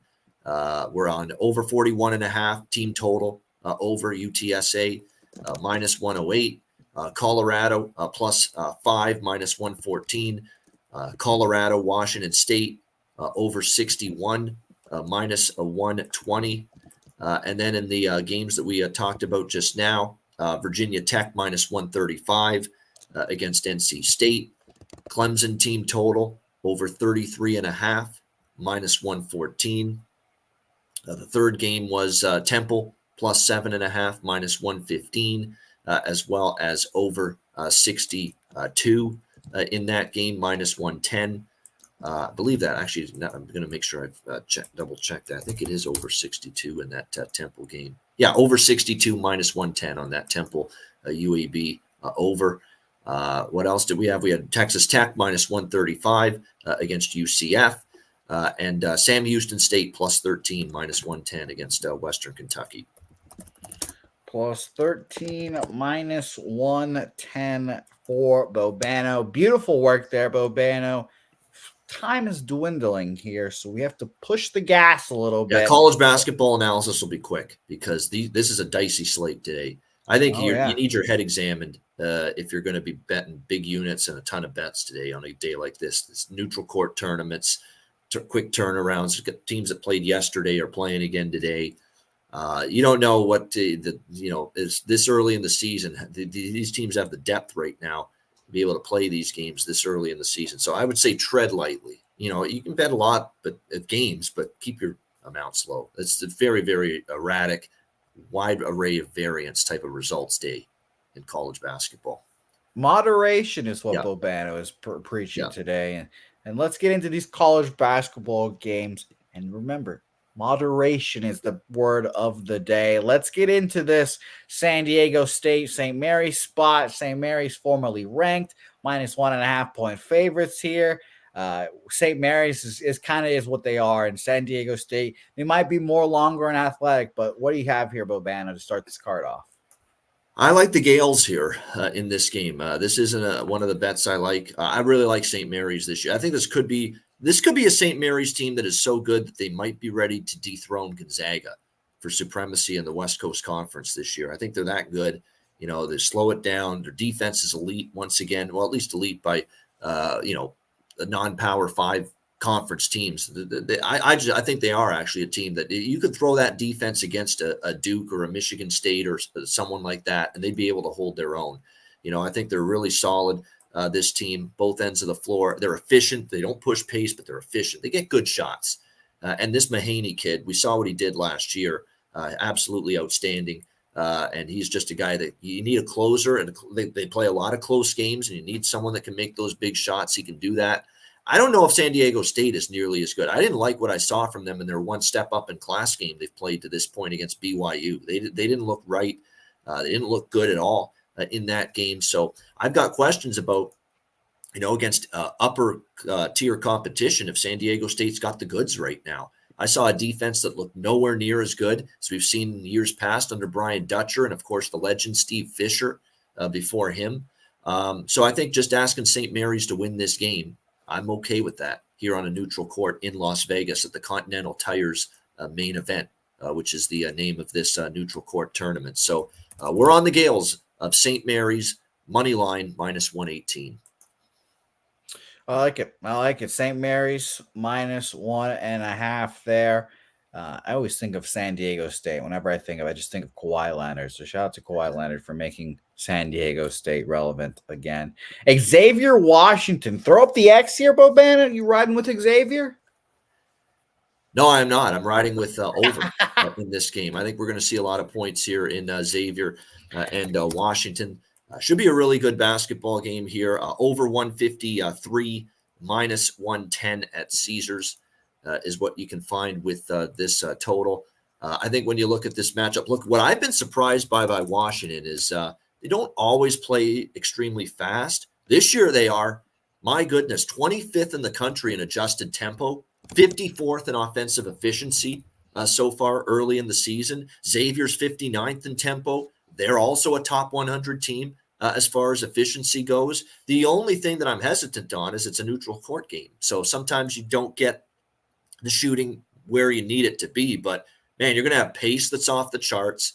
You're going to have two teams that are capable of lighting it up. And we've seen Washington specifically. They've put up some big numbers here. I actually was very, very impressed with Xavier and the way they played offensively against a very good Purdue team earlier in the week. You know, Purdue is not an easy team to play, especially their defense, and thought Xavier actually held in there pretty well. That's a good thing for them as far as their offensive end of their basketball team is concerned. So I think you see a lot of points here, over 153 here for me. Over action for Bobano. We keep this train moving with one of football's best rivalries and sneaky really good in basketball too. Florida State, Florida. Now, shout out to Leonard Hamilton, who before COVID, he had Florida State running. They were always they were an airport team. They always had the biggest, most longest teams, guys like Jonathan Isaac everywhere here. And now it's just weird to see them as 9-point dogs here against Florida here in a rivalry game. Bobana, what do you think? Yeah, there's another one over the total here with Florida State and Florida. Both of these teams, again, we're talking, when you look for overs in college basketball, you want to be looking for teams where both teams are going to want to run. Both teams are going to want to push pace, and you are going to have that here in this game. Florida State, they have absolutely been playing at a breakneck pace early in the season. We've seen them score 94 against Central Michigan over the total, 94 against Kennesaw State. To start the year. That game also went over the total. And this is not your old Florida Gators. You remember they had a few years there where slow-paced, methodical, even back to when Billy D coached there, Billy Donovan. Mike White, when he was there, they didn't always play with extreme pace. Well, since Todd Golden's gotten there as the head coach from San Francisco prior to last year, I mean, they have changed their spots. They play an up-tempo brand of basketball. I thought last year they slowed it down at times because I don't think Golden trusted his offense enough. He trusts them now. I mean, they look like a much better offensive team compared to last year, which they did have some struggles. They've gone 3-0 to the over this year, 93 in a win against Loyola Maryland. To put up 70 points against Virginia, we just saw Virginia hold Texas Southern to 33 points last night? Florida scored 70 against that pack line defense of Tony Bennett and Virginia. You got to give Florida a lot of credit for that. That really shows me something about how much they've improved as a shooting team. And then, of course, 89 in their win against Florida A&M in their last game. We're going to see pace. We've got teams feeling it at the offensive end of the basketball court right now. So for me here, over 156.5, -110 at Pinnacle. All right. Overlook for Bobano. I like it. Markel, you're talking crazy in the chat right now, Markel. You're talking crazy. Shout out to you, Markel. I like you. Talking crazy, though. Arkansas State, Iowa. The next game on the slate. Iowa's women's basketball has intruded my mind when it comes to Iowa, Bobano. So I just expect them to be 3-point rainmakers here. And that's just because of Caitlin Clark. Shout out to her. What are your thoughts here on this matchup? This one's not for the faint of heart because of how high this total is, but it's another over here for me, Jose. And I'm not even too frightened by the number where it is here in this one. I think it can still get there. Now it's gotten way up there, but I will go with at the Proline Plus, the Ontario book has over 171 and a half minus 125. Iowa still doesn't guard anybody. Status quo under Fran McCaffrey. I mean, they've never been a good defensive team under him. How on earth does Iowa, allow 92? Creighton's really good, but 92 points in that game. I mean, it's just ridiculous to give up that many points. Even against teams like North Dakota and Alcorn State, you're supposed to hold teams like that to like 50 or 55. And here we are, they're giving up like 60s, high 60s to them, Iowa. So now you got to face an Arkansas State, by the way. This is a team that their new head coach is one of Nate Oates' former assistants at Alabama. And of course, when you're coming from the Nate Oates coaching tree and you were an assistant with him at Alabama, now he's the head coach here at Arkansas State, you're going to play fast. And that's exactly, and that tells you all you need to know. And Malco in the chat says it perfectly. Wisconsin put 100 on the board, tripled figures against this Arkansas State defense. So Iowa is going to hit 100. Unless Iowa has a horrendous shooting night, Iowa is going to put 100 points on the board against this Arkansas State team. But if Iowa gets to 100, there's a damn good chance Arkansas State with their pace is going to hit into the mid 70s here. And there's basically your over, even though this total is high at 171 and a half. So it's high, but look, we saw 176 points with Iowa Creighton the other night. I think it still gets into those high 170s. You're going to get, like I said, a lot of pace here in this game. Iowa certainly plays fast. 12th adjusted tempo in the country. And Arkansas State, has been playing ultra fast as well. And 55th, actually, in offensive efficiency. The problem is for Arkansas State, they're 335th in the country defensive efficiency. So they're going to give up a lot. I don't hate the Iowa team total over either, but I'm going to play it safe because I know Iowa, this is a sleepy spot too. This is a team they know they will beat.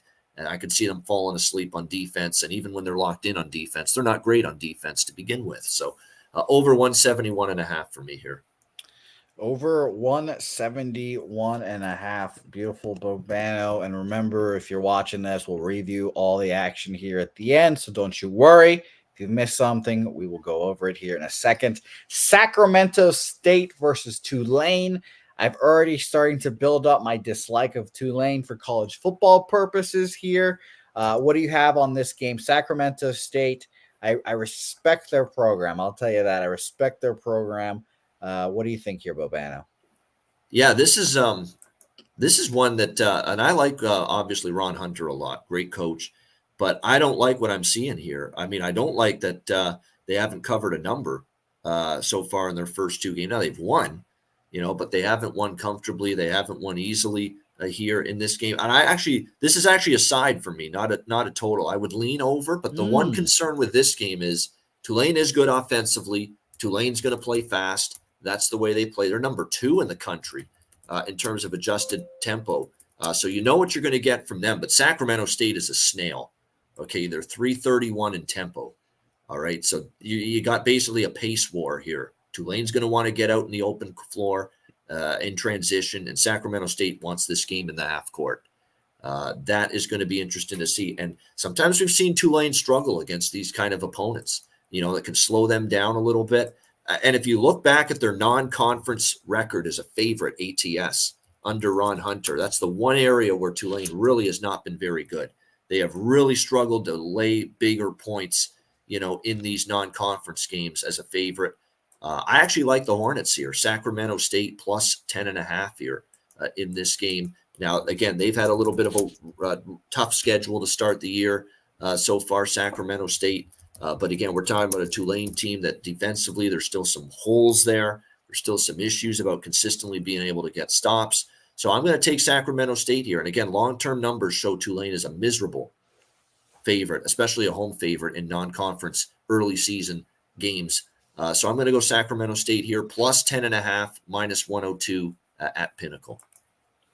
All right, beautiful. Sacramento State for Bobano. And let's wrap up our college basketball segment with Belmont versus Arizona. Now, I remember a time when Belmont was the darling for a lot of teams or bettors. They were just a high-powered offense that found their way here. But this Arizona team, they're definitely national title worthy.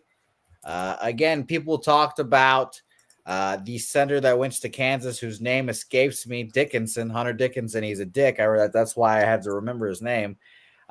Everyone talks about him transferring him. Maybe that'll probably be the most impactful transfer. But Caleb Love leaving North Carolina and going to Arizona here is a big deal. And it's funny. Arizona is not typically the school that I think of like elite guards, but they had Matherin, and he's kind of that alpha guard, score everything guy. And now Caleb Love is kind of taking his place. Goes into Cameron Indoor, beats Duke. Very interesting. Now 25-point favorites here. I've fallen in love with Arizona teams in the past, and I've picked them to win national titles, and then DeAndre Ayton fails me against Buffalo in the first round. So maybe I have a little bit of a bias towards Arizona here, but Bobana, what do you think here?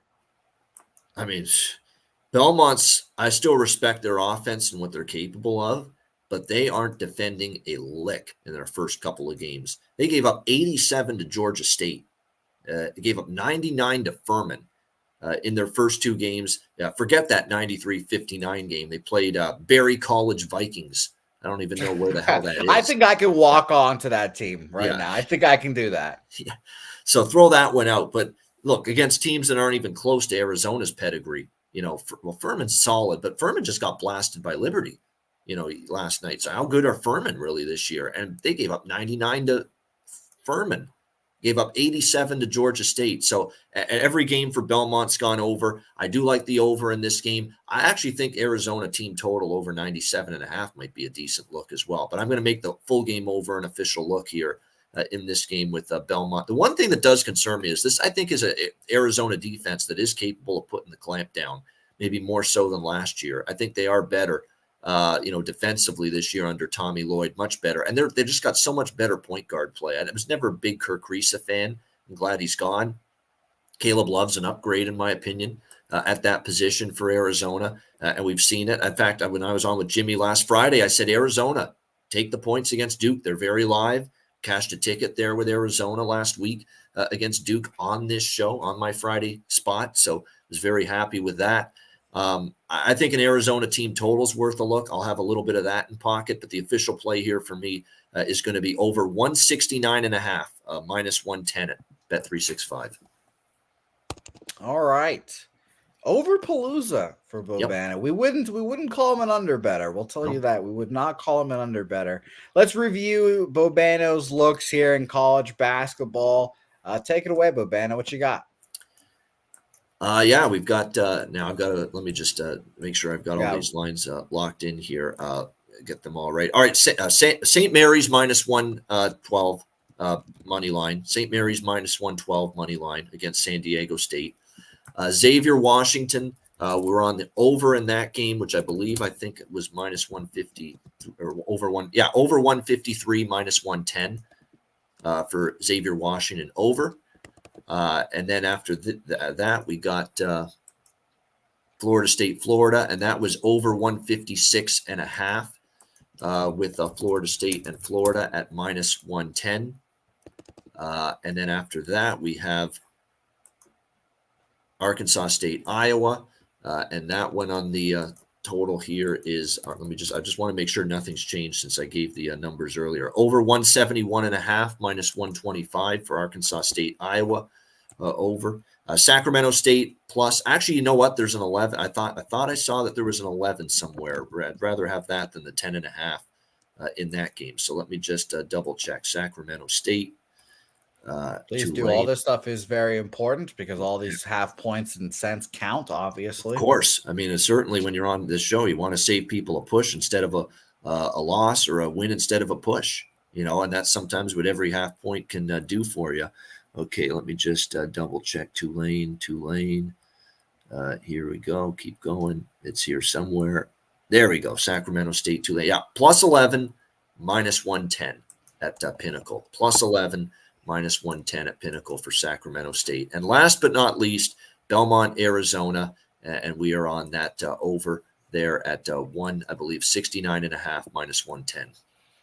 All right, beautiful work there, Bo Bano.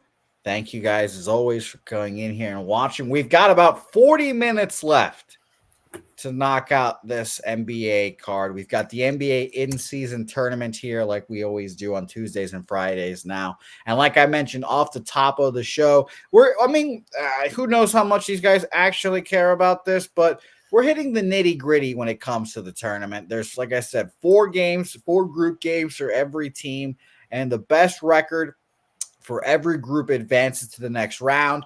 And then you get 2 wild cards, one from each conference, and that's the best record for the second place team in whichever group there. So it's very interesting. I'll try to shout out some records and group records while I can, but let's get after this game. Milwaukee Bucks, Charlotte Hornets here. Bobano joining us here. The 1-0 Milwaukee Bucks are in the 1-1 Charlotte Hornets here. 7.5-point favorites.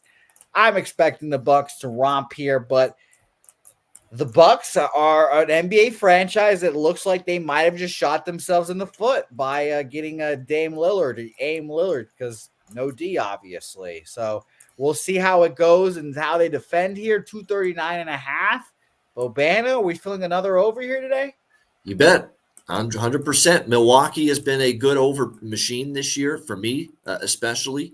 We know Charlotte doesn't play any defense. I do believe, though, for Charlotte, they might be a little bit healthier. They have Brandon Miller, the rookie out of Alabama, missed the last game. Gordon Hayward didn't play either for Charlotte in that last game for them. They're both game time decisions. They're already without Cody Martin. They're already without Terry Rozier as well. So there's a lot of offense that's out right now for this Hornets team. But there's still issues with Milwaukee's defense. There's no question. They've taken a huge step back at that end of the court. And I knew that was going to happen when they picked up Dame Lillard. Like, they are going to be a better offensive team, but they are definitely going to be a worse defensive team. And I know they covered against Toronto, one of their very few point spread covers in a very long time. But I'm going to take Charlotte here, plus 8.5, minus 120 at ProLine Plus.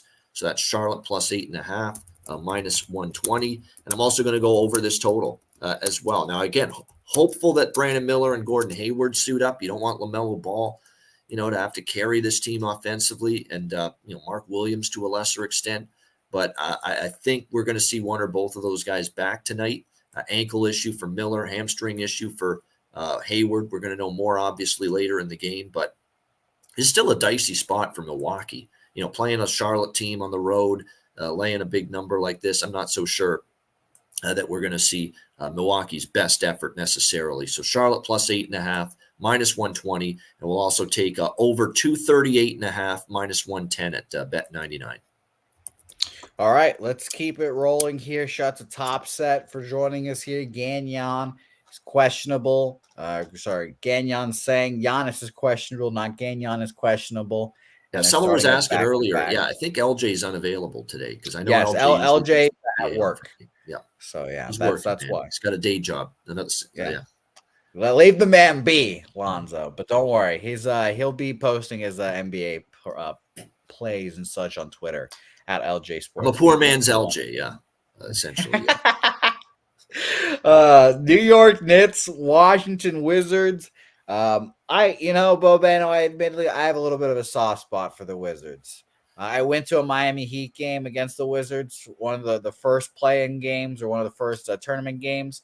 I left around the third quarter like most Miami Heat fans do. I bet the Wizards. I expected to lose. I checked 2 hours later. The Wizards pulled out the cover from their asses. We love to see it. I can't watch this basketball team, though, Bobano. It's got Jordan Poole, who is one of my least favorite basketball players in the league. He's horrible to watch, and I think he's just bad all around. And I expect the Knicks to just defense them to hell and kind of lock them down here. But 7.5 points with the Knicks just does not feel that great, Bobano. What do you think? Yeah, I mean, the Knicks are not usually a team that I'm comfortable laying this number with on the road, especially. But I'd be tempted tonight. I mean, Washington is one of the worst defensive teams in the NBA. One of the worst defensive teams I've seen in a long time. quite honestly. I mean, nobody wants to play defense. Jordan Poole doesn't want to play defense. Kyle Kuzma No. doesn't want to play defense. They just want to jack up the first shot they can find and then walk back, defensively down the court at the other end. I mean, it's just absolutely atrocious, the effort. And there's no rotations. There's nobody, there's no communication at that end. There's shooters left wide open. Dallas showed you the other night what they could do. They didn't even have Kyrie Irving, and they put a 130 spot on the Washington Wizards the other night. Absolutely atrocious. So my thought process coming into the year is we're going to bet Washington games over the total, and I've done that. And they're 8-3 to the over this year. I don't love the over as much because sometimes with New York, we know they don't play fast. We know they can be a pretty good defensive team when they're on their game. They obviously won against Atlanta 116-114 in their last game. When you look at the head-to-head matchups here between these two teams, the Knicks last year, they played 4 times. Knicks won 3 of the games between them. We saw obviously, and that's why the total seems a little high to me, because one of the games went over last year, and even that game only got to 227. Plus, I think the Knicks have the potential to clamp down on this Washington team a little bit. So normally I'm on the full game over with Washington, but it's usually a team that I respect less defensively when they're playing, like Dallas. Why did I like the over? Because Dallas isn't as good defensively as New York. New York is going to clamp down a little more on defense than the Dallas Mavericks, on a consistent basis. So I'm going to isolate the New York Knicks here, their team total in this game. So for me, I'm going to go over 117.5 at minus 106 with New York Knicks team total over 117.5. Beautiful work. Over 117.5 minus 106. Troy is you're probably right that Corey Kispert's their best defensive player, and if Corey Kispert's your best defensive player, you're in a bad time there. You're in a bad time there. But shout out to White Boy of the Month, Corey Kispert, there as well. According to my girlfriend's friends, at least he's the White Boy of the Month. Boston, almost RJ Barrett game time decision, by the way. Which they scored 118 the other night. Against they scored 116 the other night against the Atlanta Hawks in a game where they didn't have RJ Barrett either. So they're capable without him, especially against a defense like this. Agreed. It wouldn't affect my bet one way or the other. Yeah. Okay, beautiful. And so by the way, obviously NBA injury reports, keep an eye on them. They're eternally fucked up. I forgot who it was yesterday, but there was someone I expected to play, and then he got ruled out super late, and I was like, classic NBA, thank God. But Celtics Raptors here, 7.5 point favorites. You're going to see that 7.5 a lot of 7.5 point favorites today here as well. But it's so weird to see the Raptors in this kind of just like weird position. I was shocked to see again. It's got to take me some time getting used to this, but seeing the 76ers coach now, I'm like, what the hell? This is just the weirdest thing ever. But Bobana, you're in the North. You know this Raptors team's well. What's the chatter about them, and how do you feel about this game? The chatter about them is, why don't you show up on time to play a basketball game for once? I mean, these slow starts, man, they got to fix this shit. You can't expect to win in the NBA or any sport when you're not showing up until the second half, of these games. This has happened now twice to the Raptors. They were good enough to come back against Washington, because Washington's one of the all-time worst teams, I think, in recent memory, in my opinion, when they had that awful first half against the Wizards, but somehow they came back and they won the game 111-107. They had an awful first half in that game, and they had the same bad first half against Milwaukee on Wednesday night. But Milwaukee, even without Giannis Antetokounmpo in that game, Milwaukee's better than Washington. You're not going to be able to pull off that second half miraculous comeback thing against a team like that. So, until this team proves that they can show up at the beginning of a game and play well in the first quarter, first half, I mean, I have nothing official on this game, but I'd lean to a Boston first half. I mean, dare this Toronto Raptors team to show that they are ready from the opening tip-off. And that's not something we have seen. Plus, they're still a little bit banged up. They are obviously not the same defensive team without OG Anunoby. All right, so make sure you keep an eye on his status. It looks like he is downgraded to doubtful. The finger laceration injury is still a problem for him. So it looks like he's going to be out tonight for the Raptors in this game. They're just not the same defensive team without him. People are making a big deal about Gary Trent's injury and whether he plays or not. I think he is going to play, but he's really struggled with his shot this year for the Raptors. So I don't think he's the deal breaker, in my opinion, that OG is. I think he's the more important cog for the Raptors as far as their ability to hang with Boston here in this game tonight. On the Celtics side, what else is new? We've got injury concerns galore. Old man Al Horford, dealing with a big toe sprain, but looks like he's going to give it a go. We've got Jaylen Brown. Looks like he's been under the weather. He missed the Philly game, but he is going to play, it looks like, tonight. He intends to play, according to a couple of the Celtics reporters. And it also looks like that after missing the Philly game as well the other night, Kristaps Porzingis is going to be good to go. He was a participant in the Celtics shoot-around this morning. So it's looking like Kristaps Porzingis is going to be able to go tonight for Boston. So it looks like all three of these guys that are on the injured list, Brown, Horford, and Porzingis, are going to be fine, which means you're going to have a pretty healthy team tonight. Tatum, of course, White, and Holiday, rounding out the starting five for Boston. So, and look, the Raptors, they're going to want to play better. I get it, but they've already played Boston a bunch this year. No success, or no, just the one time. I'm thinking back to last year, but actually, you go back to last year. Boston is 5-0 against Toronto straight up, 4-1 against the spread, 117-94 for Boston just 6 days ago when they played. Now, I think it was a back-to-back spot for the Raptors, so it was a tricky spot for them, but still, they haven't had much success against Boston.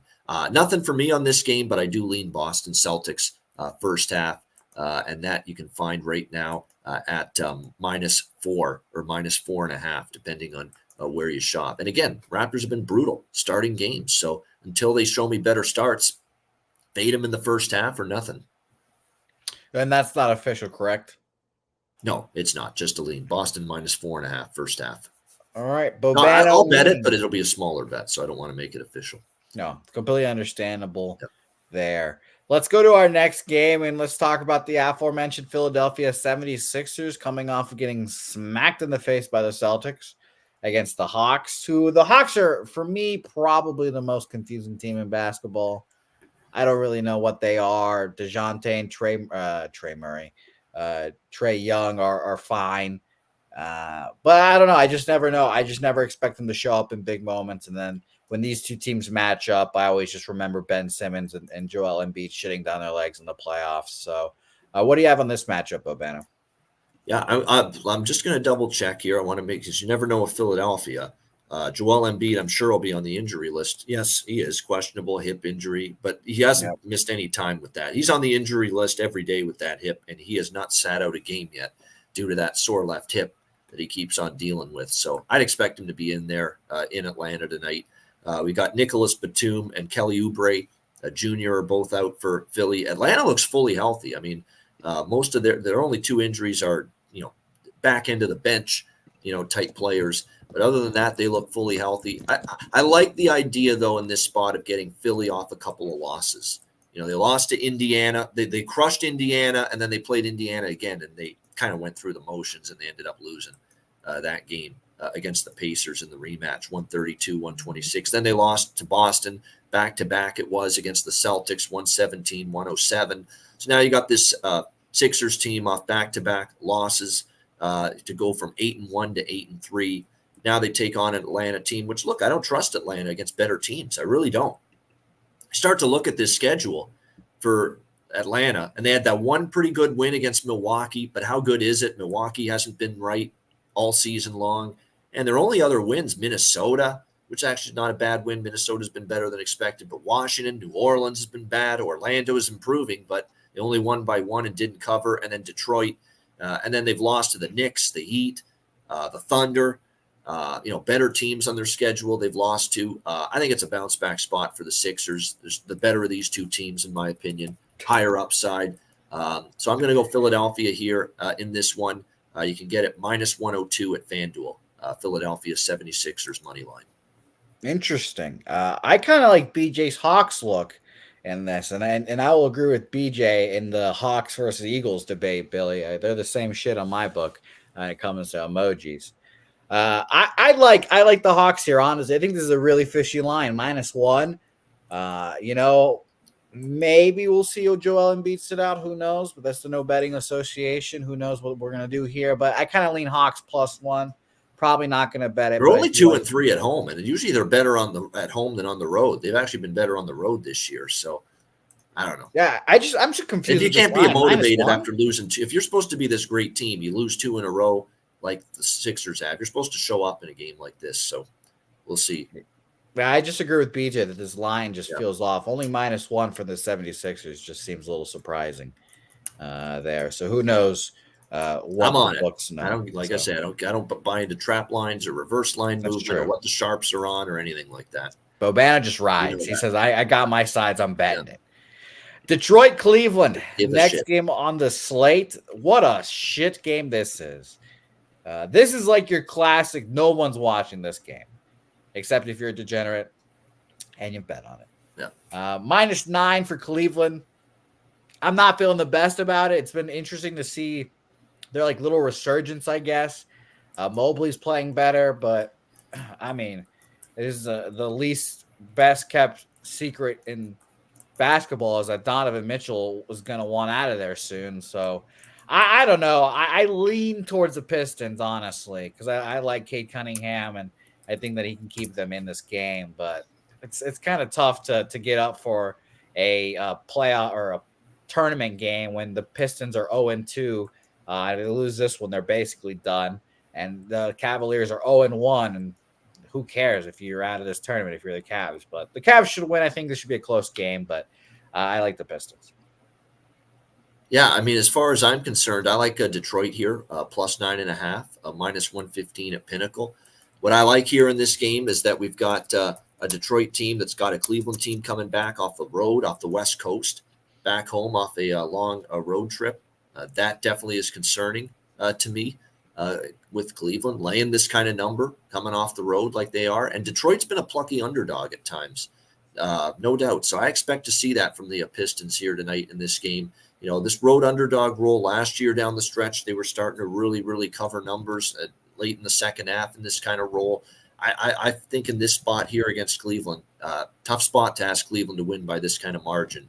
So I like Detroit here, +9.5, -115. Detroit for Bobano. I like that as well. Is that official? Yep, that one is, yes.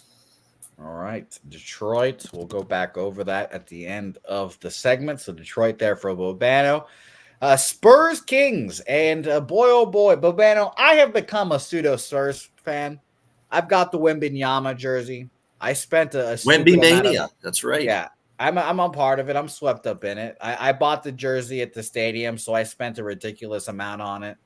It's also too small on me as well, but whatever. We ride. I look ridiculous in it.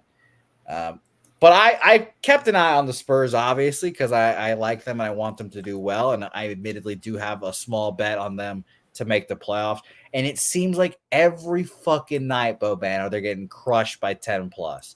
Every damn night, it seems like their defense is just so bad.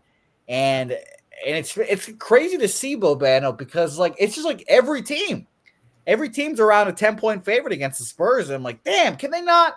They can't get anything. They can't muster anything here. And if it wasn't for the UTSA game, I 100% would be at this game.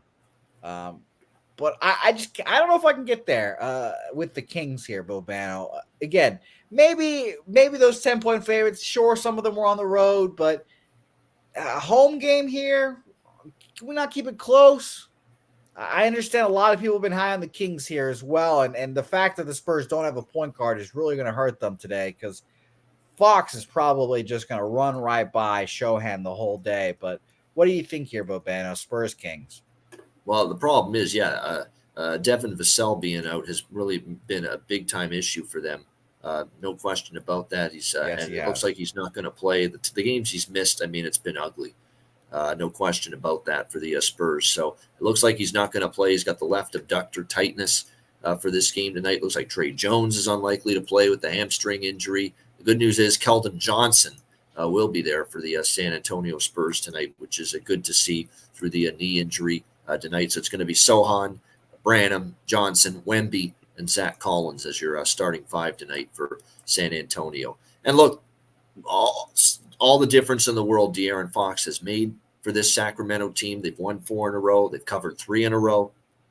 Their offense looks great again.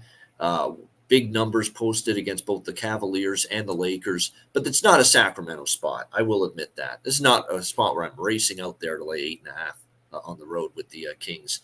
Wish the Spurs were a little healthier. I will admit that. But I'll say this about San Antonio, though. If you look at their home games, on the road, they've been killed in so many of these road games. Yeah, it's horrible. Since I don't know how they beat Phoenix 2 in a row in Phoenix. I really don't. But other than that, they got destroyed by 40 with the Clippers, pre-James Harden, destroyed by 41 at Indiana, by 21 at New York, and then by 36 the other night at Oklahoma City.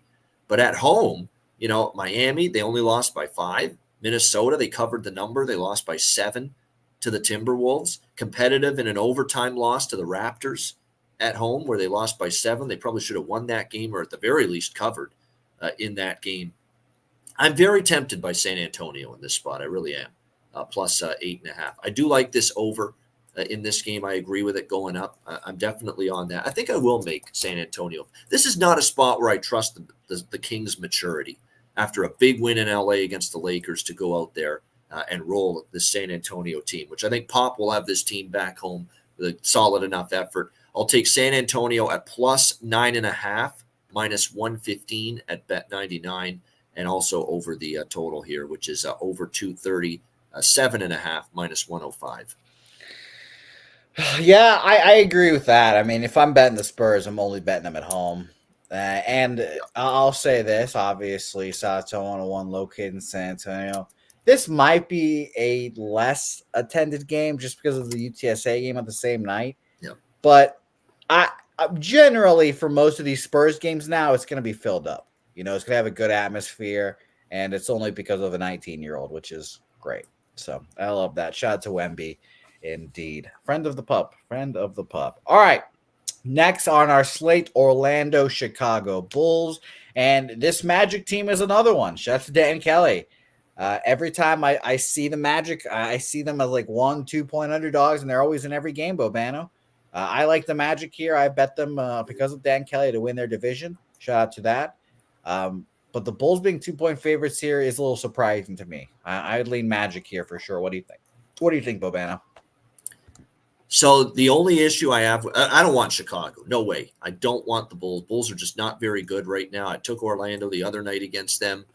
But you know what I mean in these revenge spots or these redemption spots? We saw it with Philly and Indiana. They played each other back-to-back in the same building. Philly clobbered them in the first game, and Philly couldn't be bothered to beat them again a second straight time, and they lost to Indiana in the rematch. I do kind of worry about that tonight for Orlando, so I don't think I'll make this official. I could only take the Magic, but I something about that bothers me. Plus, also keep this in mind. Jalen Suggs has been downgraded for this game, starting point guard right now, and they already are without Markelle Fultz. So they're down to Jalen Suggs, and they're all of a sudden, if they're without both of those guys, they're getting pretty thin in the point guard spot.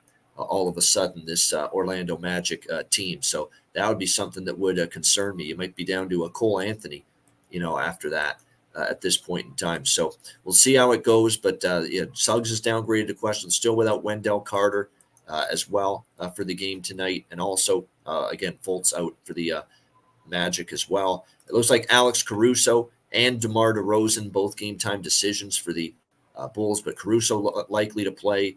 A little more questionable, though, for DeMar DeRozan, who missed the game against Orlando the other night due to a personal matter. Not clear if he'll return tonight for Chicago in this game.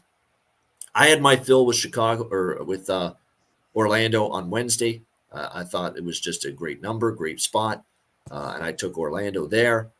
I don't want Chicago. Make that crystal clear. They are not playing good basketball. Orlando's the better of these two teams right now.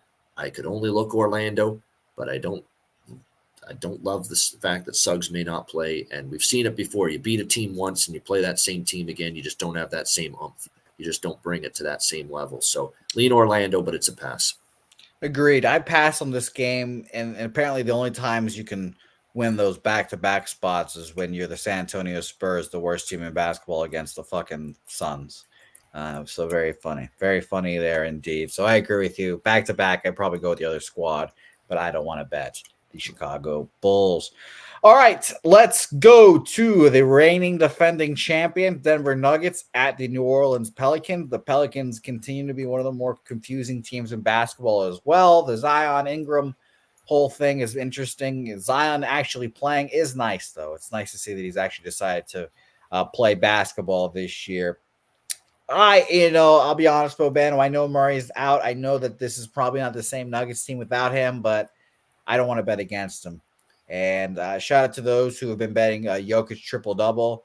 I'd probably be riding that train with you guys. I don't have those odds in front of me. I know they're usually plus money, but eventually they're going to be fucking minus odds with Jokic out there just doing his damn thing. So I probably lean towards the Jokic triple-double or some sort of Jokic prop in this one because the age-old question, who the fuck is going to guard him on the Pelicans? Is Valanciunas still on the Pelicans? JV. Yep. Yeah, so shout out to Jonas. He'll probably be guarding them, but that's about it. So good luck, Jonas. I'd rather have the Nuggets here, but no play for me, Bobano. 4 more games left on the card. What do you have on this one? Oh yeah, Denver or nothing. I mean, I don't really want this Pelicans team right now, given their current state. I just don't really have all that confidence in them. 5-6, only 500 at home. But if you look at Denver, you had that win against the Clippers. You play Cleveland, but not till Monday. It's not a huge look ahead. They're capable probably of taking care of business here in this game against the New Orleans Pelicans. Although it is worth noting last year, there were 2 games in New Orleans, and New Orleans did cover both of those against the Denver Nuggets. So keep that in mind. But I don't think I have enough confidence in them. They beat Dallas 131-110. Again, one of those things we've talked about. It's hard to beat the same team twice in a row, especially in the same building. Philly, Indiana. We're worried about that with Orlando tonight against Chicago. And same thing with Dallas, New Orleans. New Orleans lost the first game, but they bounced back. They won the first game. They took that game more seriously than Dallas did, and they won the rematch 131-110. But before that, they had lost 5 in a row. They hadn't covered a number either. 0-5 straight up in ATS. Before that win against Dallas on Tuesday night. Just not really impressive to me at either end of the floor. They're also banged up a little bit. Alvarado's a game-time decision. CJ McCollum's out. Trey Murphy's out. Larry Nance is out for them. Good news is Herbert Jones played the last game, and it certainly helps them defensively a little bit. It's not surprising they get him back, and they had a better defensive effort that night against the Dallas Mavericks. We'll see how this one plays out here with Denver and New Orleans. I lean Nuggets. I lean over. Nothing official, though. Nothing official for Bobano. Let us move on. We've got 3 more games left on the slate. Thank you, Bobano, for joining me. We got about 12 minutes to get through them, so we will. Phoenix, Utah here. I don't know. I just can't really bet the Suns. Regular season, just not a guy I'm just going to bet, or not a team I'm going to bet here. Maybe against bigger opponents, but I'd rather much rather have my bet or my money on Utah in a home dog spot here. What do you think? Yeah, I mean, I could see. I mean, the Utah Jazz are having another one of those. Well, they're 4-7. I don't think they're having as good of a start as they had last year. But in the underdog role, they've been capable at times. Although I will say this: I mean, their 2 wins in a row were against Portland and Memphis. It's not saying a whole lot. Both of those teams haven't been good. They lose to Indiana by doubles. They lose to Chicago by doubles. To Minnesota by doubles. But you're right. At home, they've been more competitive. I will give them that. They beat Portland. There has been a sharp home road split here. They're actually a winning team at home, 3-2, 1-5 on the road for Utah so far this year. But they beat the Clippers at home, they beat Memphis at home, they gave Orlando a battle at home, and they beat Portland at home in their recent home games. Phoenix is a lot better than all of those teams, and I get the sense Phoenix might be a team on the verge of putting a run together now that they're starting to get healthier. I mean, for a long time there, it was Kevin Durant, and Beal's been banged up, and Devin Booker missed time. Well, Devin Booker's back now. Made his return against Minnesota the other night. What a return it was. 31 points, 12 for 22 shooting in that game for him, that 133-115 win over Minnesota. So great to see him back. Bradley Beal is doubtful. Been dealing with the back issues again, and he missed the Minnesota game. He was out early in the season 3 games he plays after that, and then he misses the Minnesota game with the back issues acting up again, and now he's out again. So I'm worried about that for Phoenix. That they picked up Bradley Beal, but damaged goods physically right now at this stage of his career. So, but again, I mean, that was a great game against. They've still got the 2-headed monster. They don't have the 3-headed monster because Beal's out, but they got Booker and KD. That's definitely what you want to see when you go up against anybody.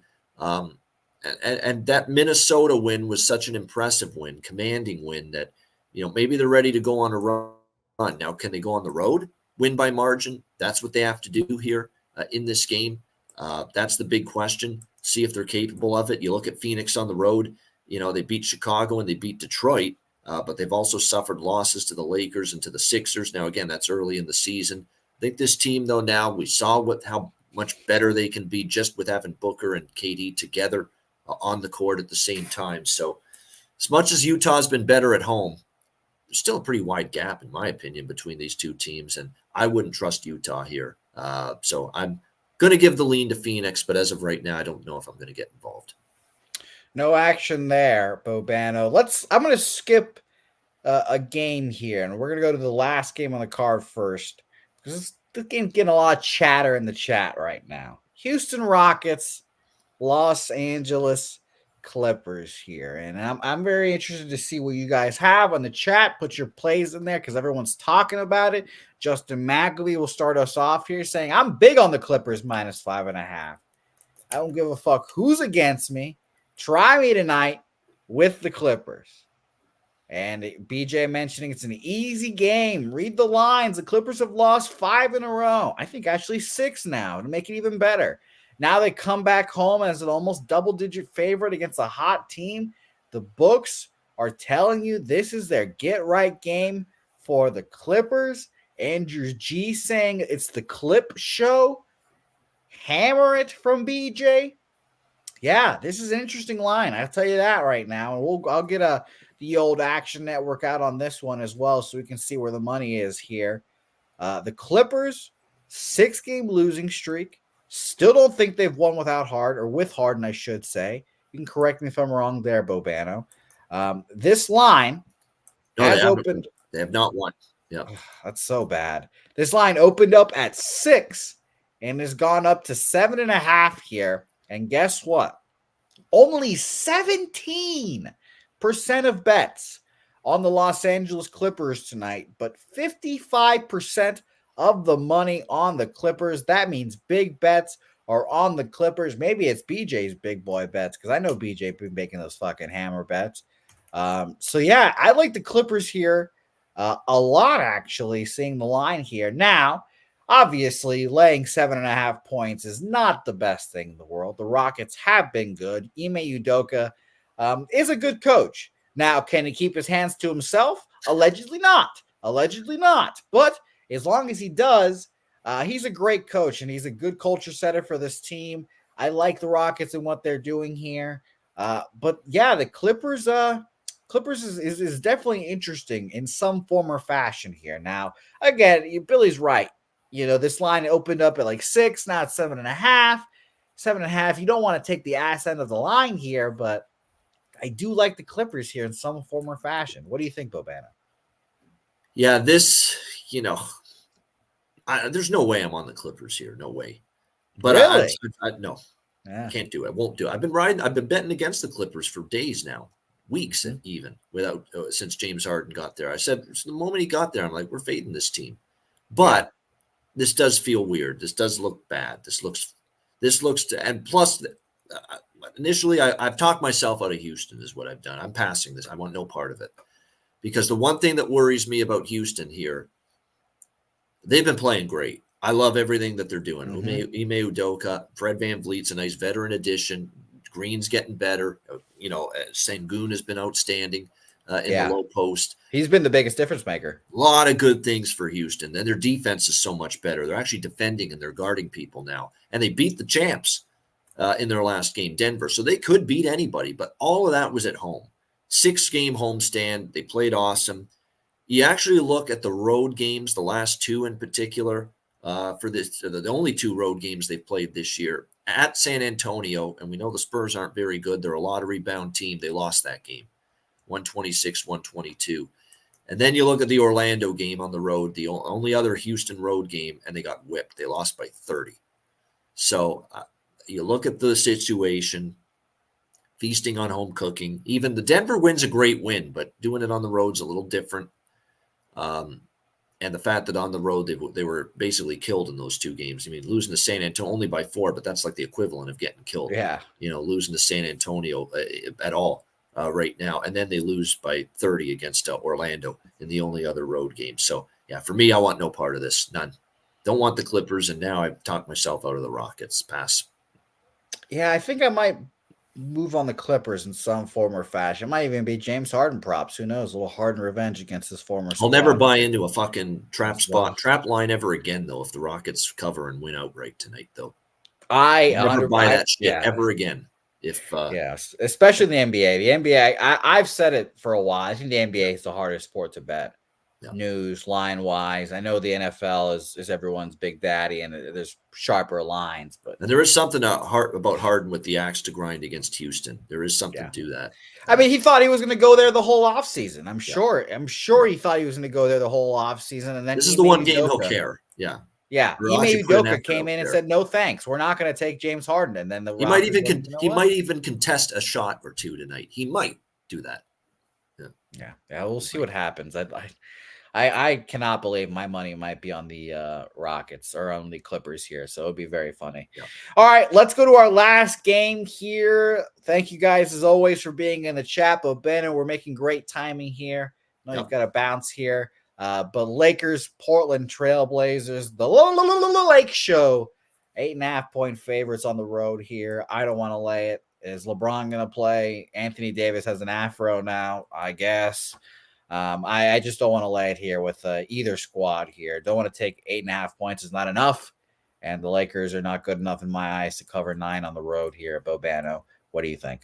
Yeah, I mean, it's Portland or nothing, but I feel it was better to take Portland last week in LA, getting a bigger number than taking them at home where they're getting a smaller number. It's not like home court's been all that good for them.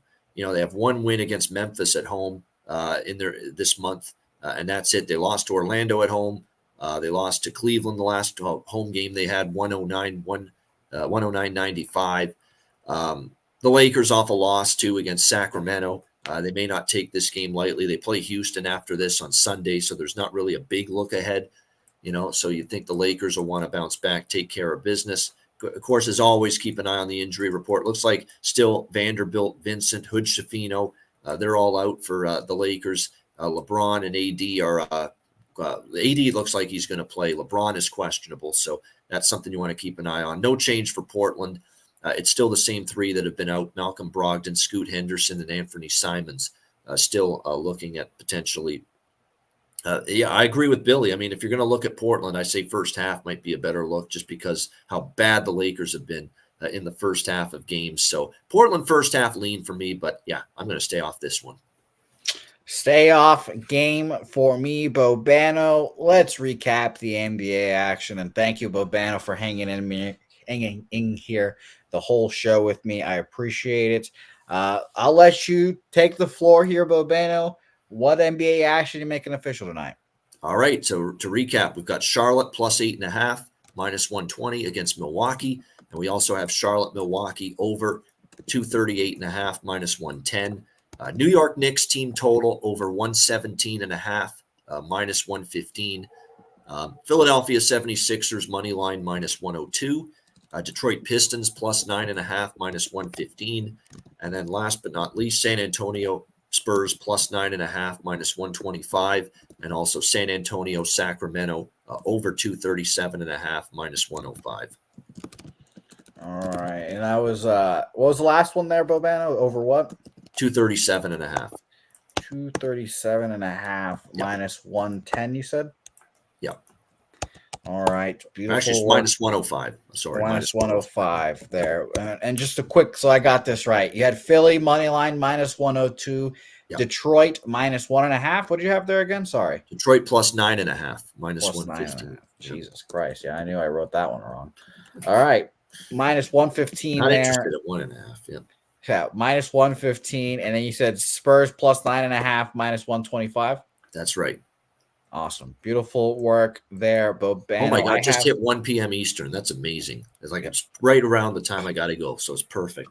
Bobano, you think I don't have these things perfectly timed? Come on. Yeah. We're professional here. We know exactly when we got to finish the show and get out of here.